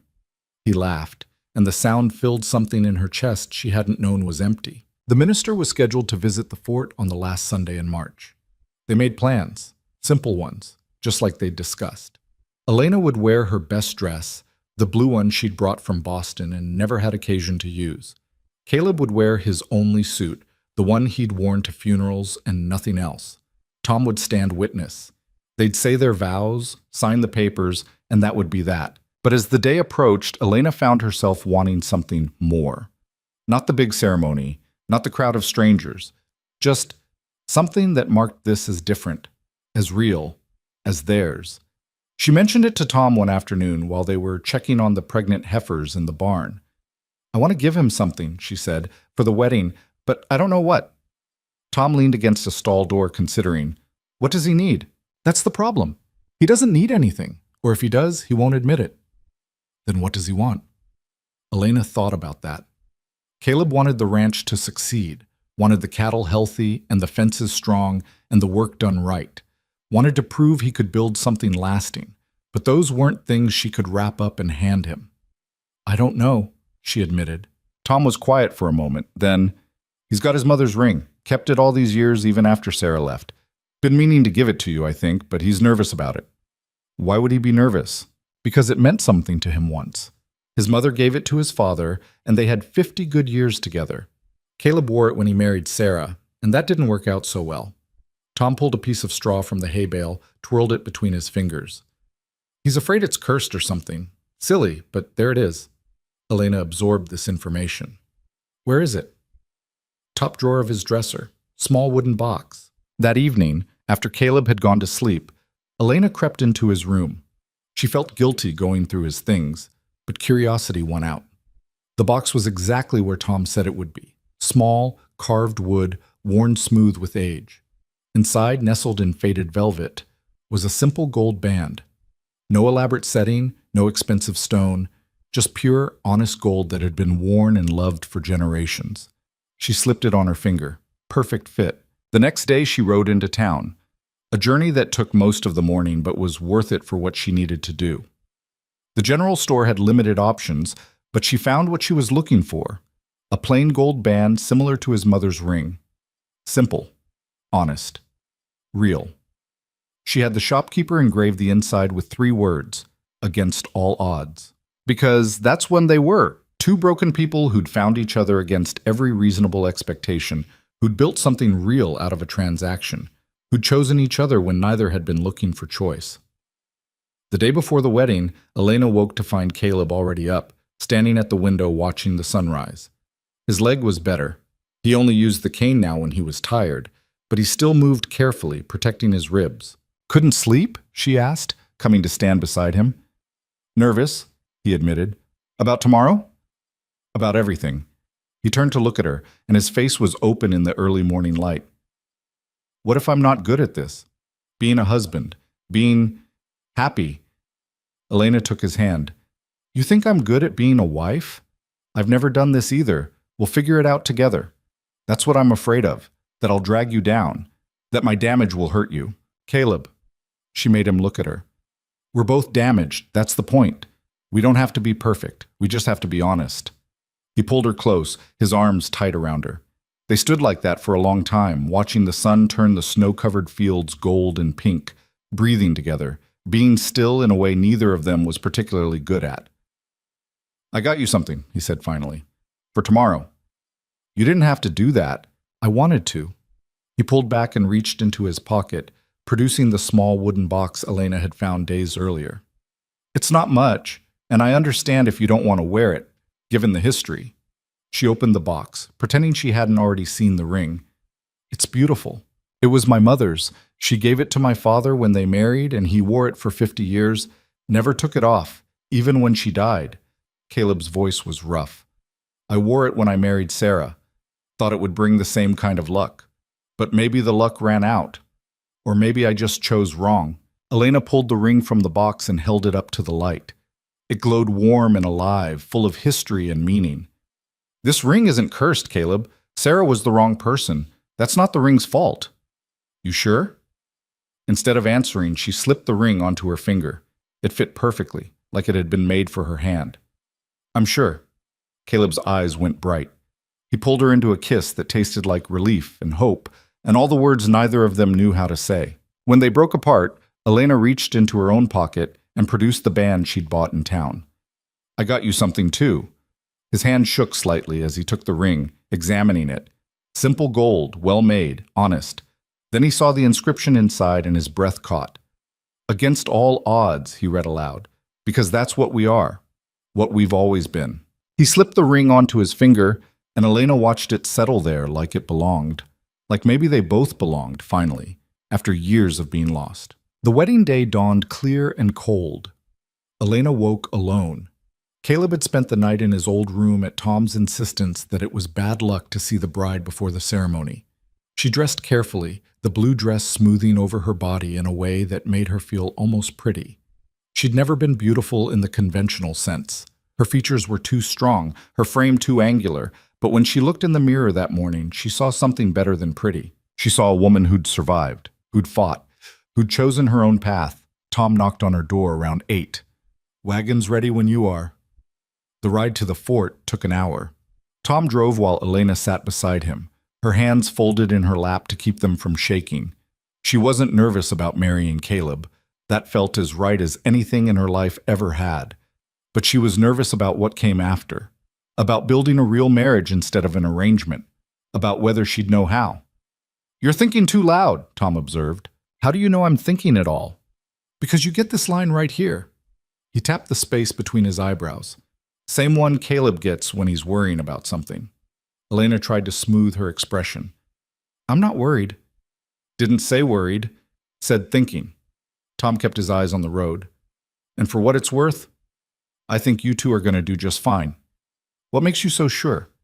"Because you already survived the hard part. Everything else is just living." They arrived at the fort to find Caleb waiting outside the small chapel, his suit pressed and his hair actually combed for once. He looked nervous and handsome and entirely unlike the man who'd stared at her so coldly that first day. When he saw her, his face transformed into something that made her chest ache. "You're beautiful," he said as she approached. "You're a terrible liar." "I'm serious, you're—" He seemed to run out of words, so he just pulled her close and held her instead. The minister was waiting inside, an older man with kind eyes and hands weathered by frontier life. He'd done this ceremony 100 times. Married soldiers and settlers, cowboys and shopkeepers, people who'd come west looking for something they couldn't name. But he made it feel special anyway, like their vows meant something beyond the words. Do you, Caleb Rourke, take this woman to be your lawfully wedded wife, to have and to hold for better or worse, in sickness and in health, for as long as you both shall live? Caleb's hand was steady as it held hers. I do. And do you, Elena Shaw, take this man to be your lawfully wedded husband, to have and to hold, for better or worse, in sickness and in health, for as long as you both shall live? Elena looked into Caleb's eyes, those eyes that had been so cold once and were now filled with warmth, and felt something settle deep in her bones. I do. The minister smiled. Then by the power vested in me, I now pronounce you husband and wife. You may kiss your bride. Caleb kissed her soft and sweet, and when they broke apart, both were crying. Happy tears this time, the kind that came from joy instead of pain. Tom clapped Caleb on the back. Congratulations, boss. You managed not to mess this one up. Day's still young, Caleb said, but he was smiling. They signed the papers that made it official, legal, real. Elena Shaw became Elena Rourke with a few strokes of a pen, and the weight of it hit her all at once. She had a home, a husband, a life that was hers by choice, not circumstance. The ride back to the ranch was quieter, but not uncomfortable. Elena sat close to Caleb in the wagon bed while Tom drove, their hands linked, watching the landscape roll by. Spring was coming. You could see it in the way the snow had retreated from the sunny slopes, in the way the air smelled different, in the way everything felt like it was waking up after a long sleep. What are you thinking? Caleb asked. That I'm happy. Really happy. Maybe for the first time in my life. He squeezed her hand. Me too. When they arrived back at the ranch, they found the house transformed. Someone, probably the ranch hands with Tom's direction, had decorated. Wildflowers in mason jars on the table, lanterns strung across the porch, a cake, slightly lopsided but clearly made with care, waiting in the kitchen. Tom, Elena said, her voice thick. You didn't have to do this. Didn't do it alone. Boys wanted to help, said it ain't every day the boss gets hitched. Tom looked embarrassed by the sentiment. Besides, figured you deserved something nice. After everything. The celebration was small but genuine. The ranch hands came by to offer congratulations, each one shaking Caleb's hand and tipping their hats to Elena. Someone produced a fiddle and played songs that were more enthusiasm than skill. Tom made a toast that was surprisingly eloquent for a man of so few words. To Caleb and Elena, he said, raising his glass. Two stubborn fools who somehow found each other in the middle of nowhere. May you be as happy as you deserve, and may you deserve a whole lot of happiness. Everyone drank to that. As evening fell and the celebration wound down, Caleb pulled Elena aside. Come with me, he said. I want to show you something. They walked out to the ridge overlooking the ranch, the same spot where Elena had stood her first day and felt overwhelmed by the emptiness. Now, looking at it, she saw something different, the barn they'd repaired together, the fence line they'd fixed, the home they were building. It wasn't empty anymore. It was full of possibility. When I first came here, Caleb said, I thought I was running away. From Sarah, from the pain, from everything, but I was really just running to something I hadn't found yet. And what's that? He turned to face her, his hands cupping her face. You. This. A reason to stop running. Elena kissed him, deep and sure. When they broke apart, both breathing hard, she rested her forehead against his. No more running, she said, for either of us. Deal. They stood there as the sun set, painting the sky in impossible colors, purple and orange and pink and gold. The kind of colors Elena wanted to paint someday. The kind of colors that said anything was possible if you were brave enough to believe in it. That night, they made love as husband and wife. And it was different than all the times before. Not because the mechanics had changed, but because the meaning had. This wasn't transaction or arrangement or even falling in love. This was chosen, committed, real.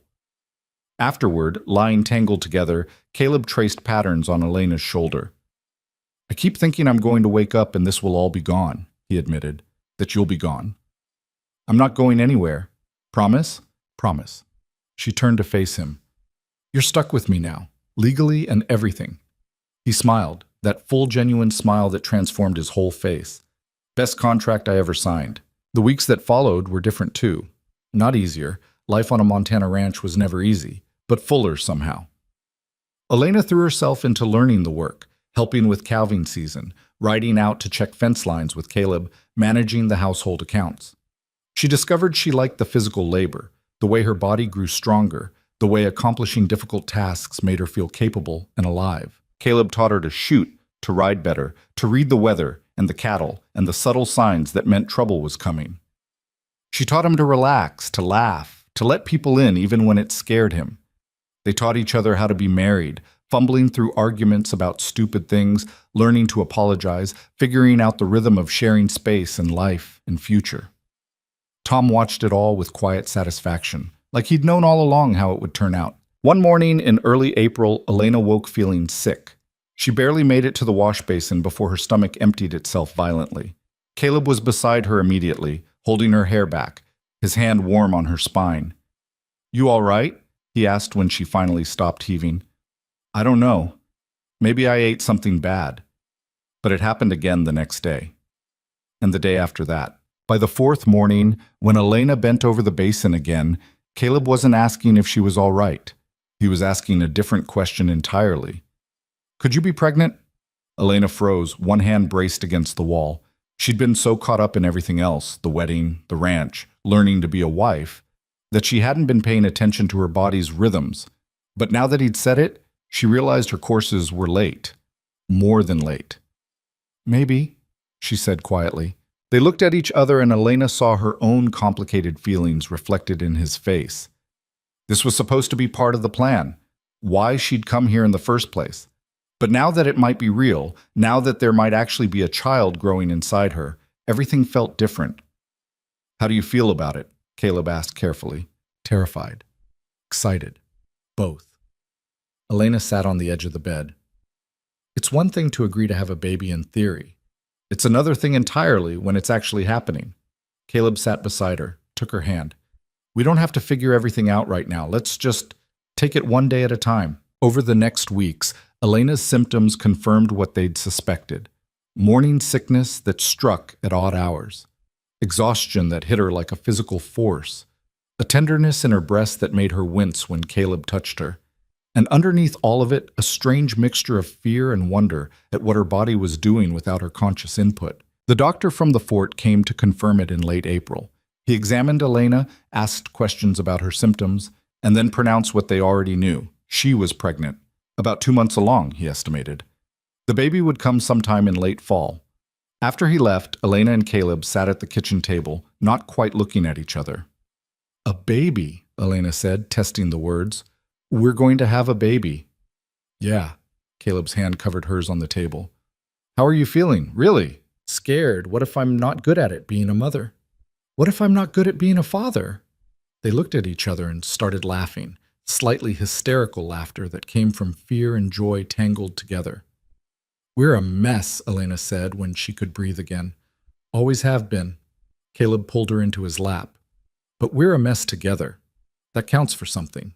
As spring turned toward summer, Elena's body changed in ways that were both fascinating and terrifying.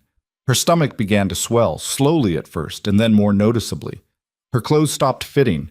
Her emotions swung wildly between crying at nothing and laughing at everything. Caleb was patient through all of it, even when she snapped at him for breathing too loud or cried because the sunset was too beautiful.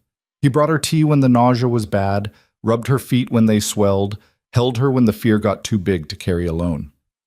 "I'm being ridiculous," she said one evening after crying over a hen that wouldn't come when called. "You're growing a person. You're allowed to be ridiculous." "I don't feel like myself." "Then be someone new. Be whoever you need to be right now." It was exactly the right thing to say. Elena grabbed his face and kissed him hard, grateful for this man who'd learned to love her in all her complicated, messy reality. By midsummer, the pregnancy was obvious to everyone. The ranch hands started being extra careful around her, like she might break. Tom fussed over her more than Caleb did, constantly checking if she needed anything. And Elena found herself settling into the role despite her fears, talking to the baby when she was alone, imagining what they'd look like, planning for a future that felt more real every day. One evening, she and Caleb sat on the porch watching the sunset. Elena's hand rested on her swollen stomach, and as they sat there, the baby kicked. a strong, definite movement that made her gasp. Caleb, give me your hand. She placed his palm on her stomach and waited. After a moment, the baby kicked again, hard enough that Caleb felt it clearly. His eyes went wide. That's our baby, he said, his voice full of wonder. That's our baby. He moved closer, his hand still on her stomach, and when the baby kicked a third time, he laughed, pure, unguarded joy that Elena had never heard from him before. Hello in there, he said softly, talking to her stomach. I'm your father, and I'm going to try really hard not to mess this up. Elena's eyes filled with tears. This man who'd been so afraid of attachment, so convinced he wasn't capable of love, he was already in love with a child he hadn't even met. You're going to be a good father, she said. You don't know that. Yes, I do, because you're already worrying about it. Bad fathers don't worry. Caleb looked up at her, his eyes bright in the fading light. I love you, both of you. We love you too. They sat like that until the stars came out, Caleb's hand on her stomach, feeling their child move and kick and grow. The contract that had brought them together was long forgotten. This was something bigger, something real. This was family. Summer stretched long and hot across the Montana plains, and Elena grew round as the harvest moon. By August, she couldn't see her own feet anymore and needed Caleb's help to get out of chairs. Her back ached constantly. Sleep became impossible. The baby kicked all night, and no position felt comfortable for more than 10 minutes. I'm enormous, she complained one morning, catching sight of herself in the mirror. Caleb looked up from where he was pulling on his boots. You're beautiful. You have to say that. You're the one who did this to me. I seem to remember you had something to do with it too. He crossed to her, his hands settling on her swollen belly. Besides, you are beautiful. Different than before, but still beautiful. Elena wanted to argue, but the baby chose that moment to kick hard against Caleb's palm, and his face lit up with such pure joy that her annoyance evaporated. Little troublemaker's awake, he said. Little troublemaker never sleeps. Takes after you. Takes after you, you mean? Stubborn as hell. They stood like that for a moment, his hands on her stomach, feeling their child move between them. These moments had become sacred, brief islands of peace in the chaos of preparing for a baby neither of them quite knew how to prepare for. The nursery was ready, though calling it a nursery felt generous. It was the small room next to theirs, the one that had been storage when Elena first arrived. Caleb and Tom had spent weeks clearing it out, patching the walls, building a cradle from lumber Caleb had been saving for years. Elena had sewn blankets and tiny clothes, her stitches uneven but made with care. It wasn't much, but it was theirs. What if something goes wrong? Elena asked quietly, voicing the fear that had been growing alongside the baby. During the birth, I mean. Women die doing this. Caleb's arms came around her from behind, careful of her belly. Nothing's going to go wrong. You don't know that. No, but the doctor said you're healthy, strong, and we've got everything ready. Clean linens, hot water, medicine. Tom's writing to fetch the doctor the moment you go into labor. And if the doctor doesn't make it in time, then Tom's delivered more calves than I can count. He'll manage. Elena turned in his arms to face him. That's not reassuring. I know. Caleb's hand cupped her face. But I also know you. You climbed into a frozen ravine to save me. You survived Boston society and your father's death and starting over with nothing. You're the strongest person I've ever met. If anyone can do this, it's you. She wanted to believe him. Some days she did. Other days the fear was so big it threatened to swallow her whole. September brought cooler weather and a restlessness Elena couldn't shake.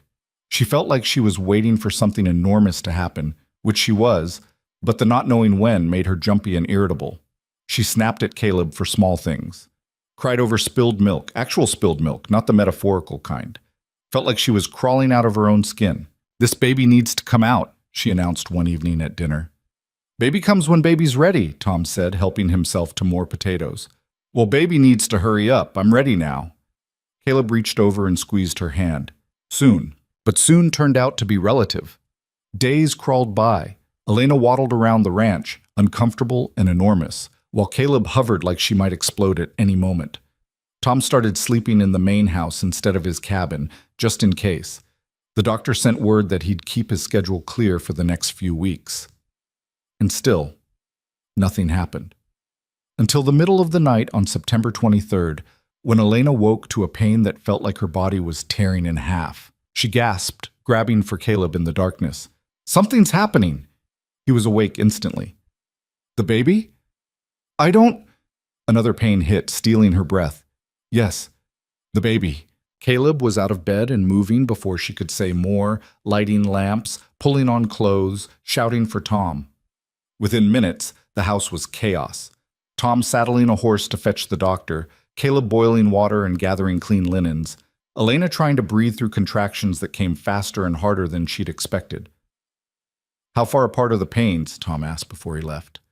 Elena tried to focus through the haze of discomfort. "I don't know. Close. A few minutes?" Tom and Caleb exchanged a look. "I'll ride fast," Tom said, and then he was gone, hoofbeats fading into the distance. Caleb helped Elena to the bed, his hands gentle but his face pale with fear. "What can I do?" "I don't know. I've never done this before." "Neither have I." They looked at each other, and despite everything, Elena laughed. It came out slightly hysterical, but it was laughter nonetheless. "We're really not ready for this," she said. "No, but we're doing it anyway." The hours that followed were the longest of Elena's life. Pain came in waves, each one worse than the last, until she couldn't think about anything except getting through the next contraction and the next and the next. Caleb stayed beside her the entire time, holding her hand, wiping her face with cool cloths, murmuring encouragement when she screamed that she couldn't do this. "You can," he said. "You are doing it." "I'm going to die." "You're not going to die. Women die doing this all the time." "You're not going to die," he repeated, firmer this time. "I won't let you." Another contraction hit, and Elena squeezed his hand so hard she felt something pop. Caleb didn't even flinch, just held on and breathed with her until it passed. Dawn was breaking when Tom finally returned with the doctor, a full 6 hours after he'd left. Elena had been in labor for 7 hours at that point, and she was exhausted, terrified, and absolutely certain she was going to die. The doctor examined her quickly, his weathered hands gentle. "You're doing fine," he said. "Baby's positioned right. Everything looks good. Now comes the hard part." "What was the easy part?" Elena gasped. He smiled slightly. "You're about to find out." What followed was pain unlike anything Elena had imagined. The doctor coached her through pushing, and Caleb stayed at her side, his face gray but his presence steady. She screamed. She cursed. She told Caleb this was all his fault and she hated him. He took it all without complaint, just kept telling her she was doing great. She was almost there, just a little more. And then, with a final push that felt like it might actually kill her, the pressure released. A moment of profound silence. Then a sound that made Elena's heart stop and restart. A baby crying, loud and indignant and alive. "It's a girl," the doctor announced, holding up a tiny red-faced creature covered in blood and vernix. Healthy lungs, from the sound of it. Elena couldn't speak, couldn't breathe, could only stare as the doctor cleaned the baby and wrapped her in a blanket before placing her on Elena's chest. The baby was impossibly small, impossibly perfect, dark hair plastered to her head, eyes scrunched shut, tiny fists waving in protest at being born into this cold, bright world. She was the most beautiful thing Elena had ever seen. "Hello?" Elena whispered, her voice breaking. "Hello, little one."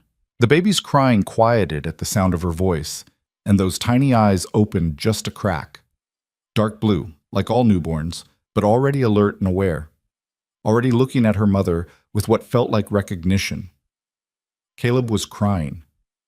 Elena looked up to see tears streaming down his face, his hand reaching out to touch the baby's head with infinite gentleness.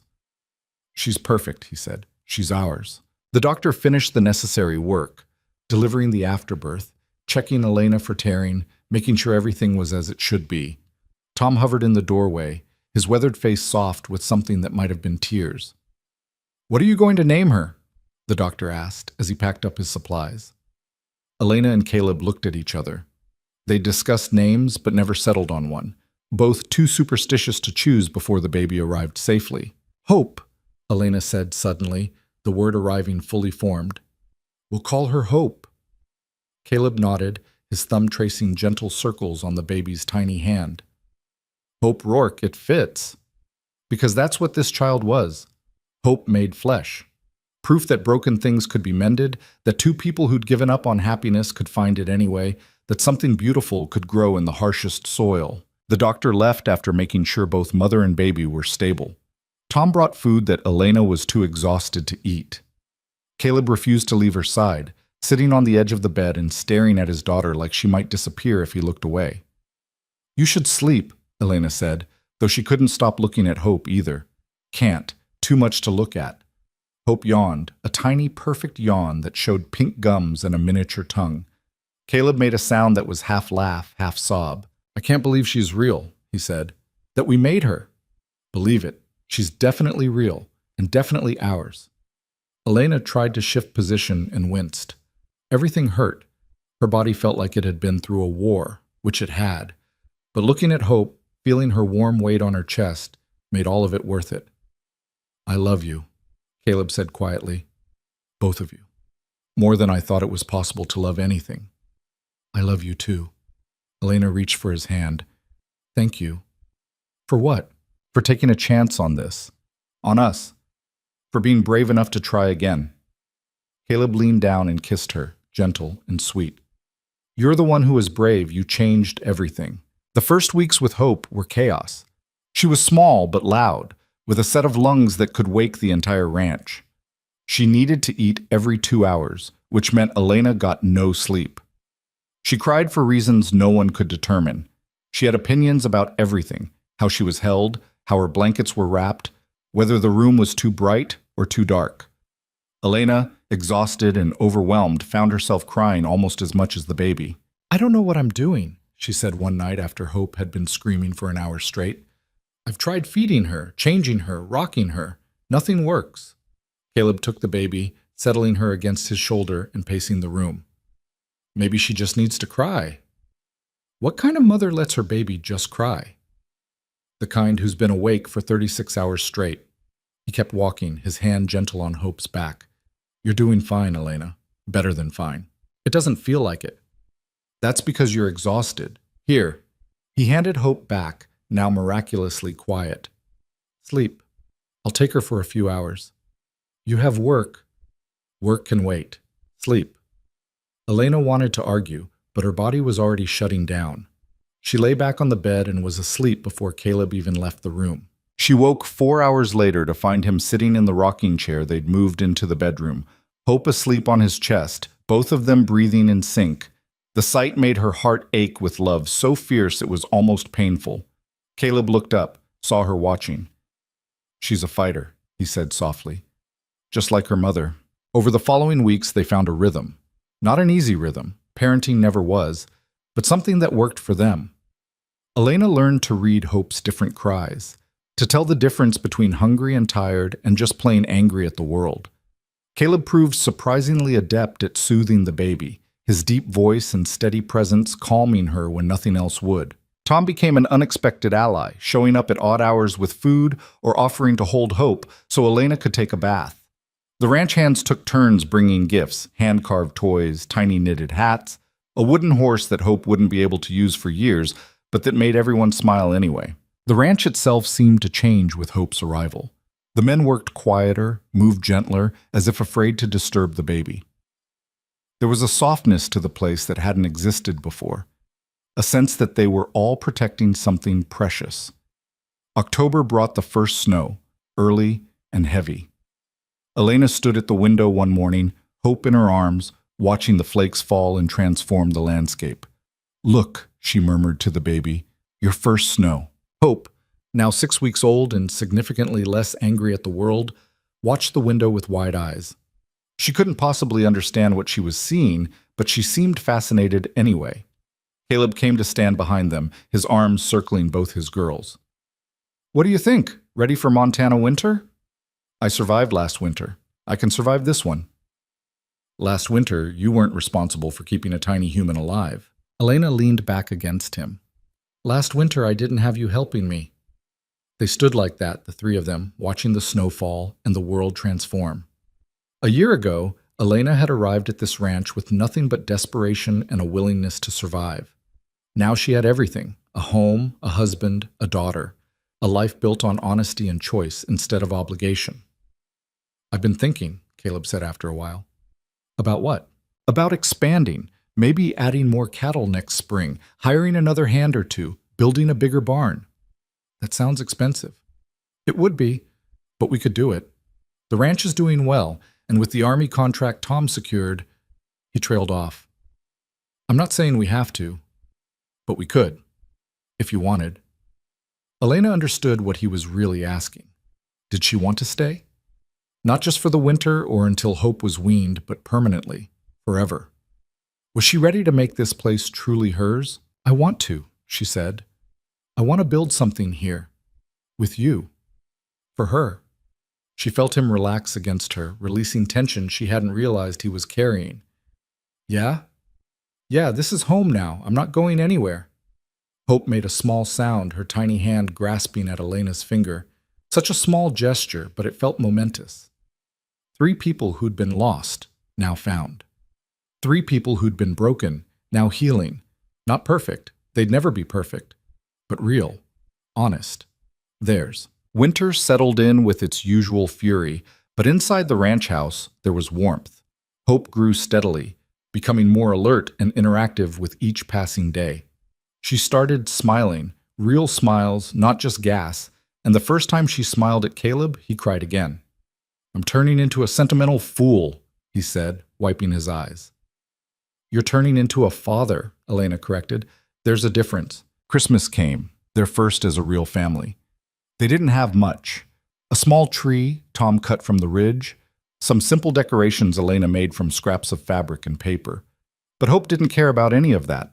She was fascinated by the candlelight, by the colors, by her parents' faces as they sang carols slightly off-key. Merry Christmas, little one, Elena whispered, holding Hope close. Your first of many. Caleb wrapped his arms around them both. Merry Christmas. The new year brought changes. Hope started rolling over, then sitting up, then crawling with a determination that terrified Elena.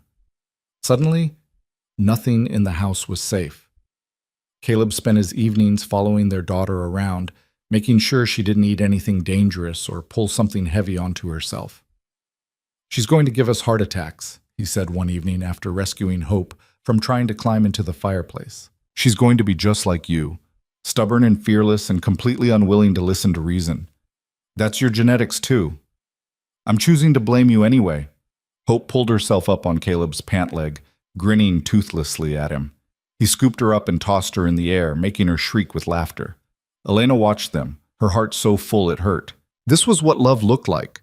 Not the romantic ideal she'd once imagined in Boston, all poetry and grand gestures.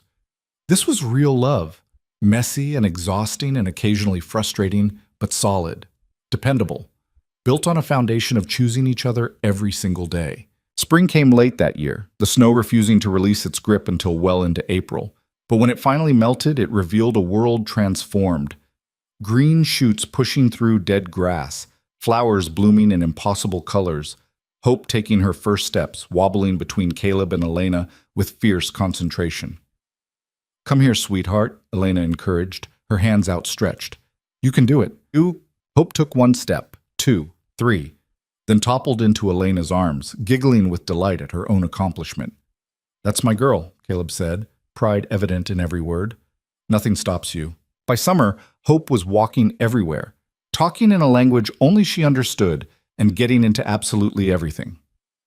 The ranch hands adored her, taking turns teaching her about horses and cattle and the land. Tom was particularly smitten, carrying her around on his shoulders and spoiling her with treats Elena pretended not to notice. You're turning her into a tyrant, Elena told him. She's a princess. Princesses get spoiled. She's a rancher's daughter. Ranchers' daughters learn to work. But even as she said it, Elena was smiling.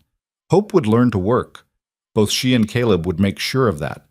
But she'd also know she was loved, cherished, wanted.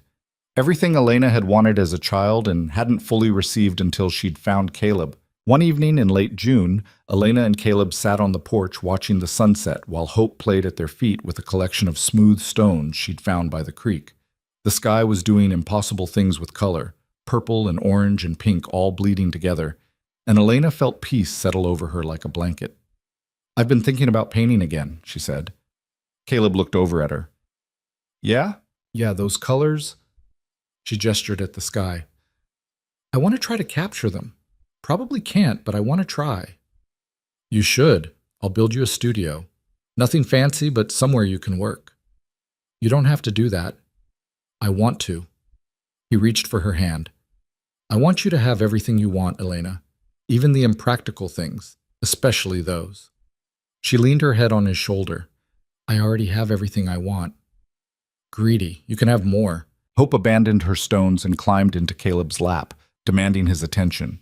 He shifted to make room for her, and she settled in with a satisfied sigh, her thumb finding its way to her mouth.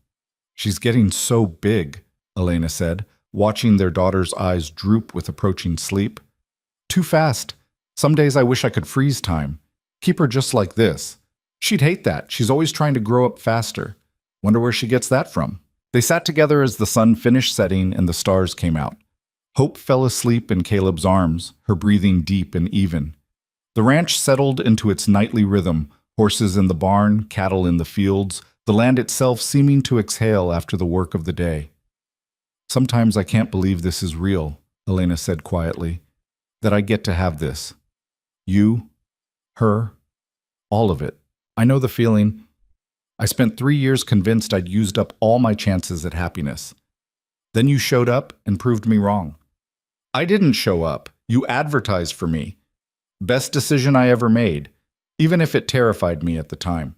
Elena thought about that first day, stepping off the stagecoach into the Montana cold, having no idea what she was walking into. She'd been so desperate, so certain she was making a terrible mistake, but too proud to turn back. And now here she was, a wife, a mother, a woman who belonged somewhere. I'm glad I answered, she said, even though it was probably insane. Definitely insane, but the best kind of insane. Hope stirred in her sleep, one small hand reaching out to grip Caleb's shirt. Such a small gesture, but it said everything about trust and safety and home. We should get her to bed, Elena said reluctantly. Caleb stood carefully, Hope cradled against his chest. I'll take her. You stay. Enjoy the quiet. He disappeared inside, and Elena heard his footsteps on the stairs, the creak of the nursery door.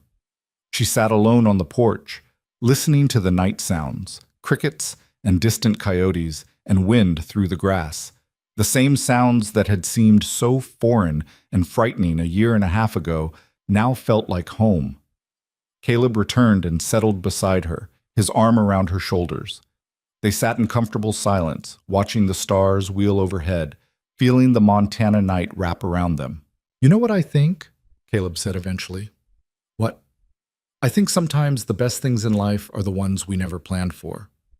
The ones that scare us into being better than we thought we could be. Elena considered that. Is that what I did? Scared you into being better? You scared me into being real, into admitting I wanted more than just survival, into taking a chance on happiness even when it terrified me. And now? Now I'm still terrified, but I'm also happier than I've ever been. Those things can exist together, turns out. Elena turned to look at him, this man who'd been so cold and closed off when they met, who'd built walls so high he'd thought they were permanent, who'd learned, slowly and painfully, to let someone in. I love you, she said. Love you too, both of you, more than I knew it was possible to love. They kissed, soft and slow, tasting of coffee and contentment. When they broke apart, both were smiling. We should probably go to bed, Elena said. Hope will be up at dawn demanding breakfast. She gets that from you too. Everything good comes from me. Everything stubborn comes from you. That's not how genetics work. It's how I'm choosing to remember it. They went inside, checking on Hope one last time before heading to their own room. The baby slept peacefully, her dark hair curling against her forehead, her face relaxed and perfect. Elena adjusted her blanket and placed a gentle kiss on her head. In their bedroom, Caleb pulled Elena close, and they lay together in the darkness, listening to the house settle around them. This house that had been just shelter once, just walls and a roof. Now it was filled with life and love and the sound of their daughter breathing down the hall. Thank you, Elena whispered into the darkness. For what? For being brave enough to try again, for letting me in, for building this with me. Caleb's arms tightened around her. Thank you for being stubborn enough not to disappear, for refusing to let me hide, for choosing this even when it was hard. They fell asleep like that, wrapped around each other, their future as uncertain as any future was, but built on a foundation solid enough to weather whatever came. Because that's what they'd learned, these two broken people who'd found each other in the middle of nowhere, Montana. That love wasn't about being perfect or having all the answers. It was about showing up, about choosing each other even when it was difficult, about building something real instead of something easy. The contract that had brought them together was long forgotten, replaced by something infinitely more binding, commitment made freely, love given honestly, a life built on trust instead of obligation. And as Elena drifted into sleep, Hope, safe in the next room, and Caleb's heartbeat steady beneath her ear, she understood something fundamental. She hadn't come to Montana to survive. She'd come to Montana to live, to build, to become someone she'd never imagined she could be. The harsh frontier hadn't broken them. It had forged them into something stronger, something real, something that would last. And when Hope grew up and asked about how her parents met, they'd tell her the truth, that sometimes the best love stories are the ones that start with nothing but desperation and choice, and grow into something neither person planned but both learned to cherish. They'd tell her that love isn't about fairy tales or perfect moments. It's about two imperfect people deciding they're better together than apart. About building a home not just with walls and a roof, but with honesty and courage and the willingness to keep trying even when you're terrified. And they'd tell her that she, Hope, was the proof that broken things could be mended, that second chances were real, that love could grow in even the harshest soil if you were brave enough to nurture it. The Montana night stretched on, endless and full of stars. Inside the ranch house, 3 people slept, a family not born of tradition or convenience, but chosen, built, fought for, and earned. And in the morning, they'd wake to do it all again, together.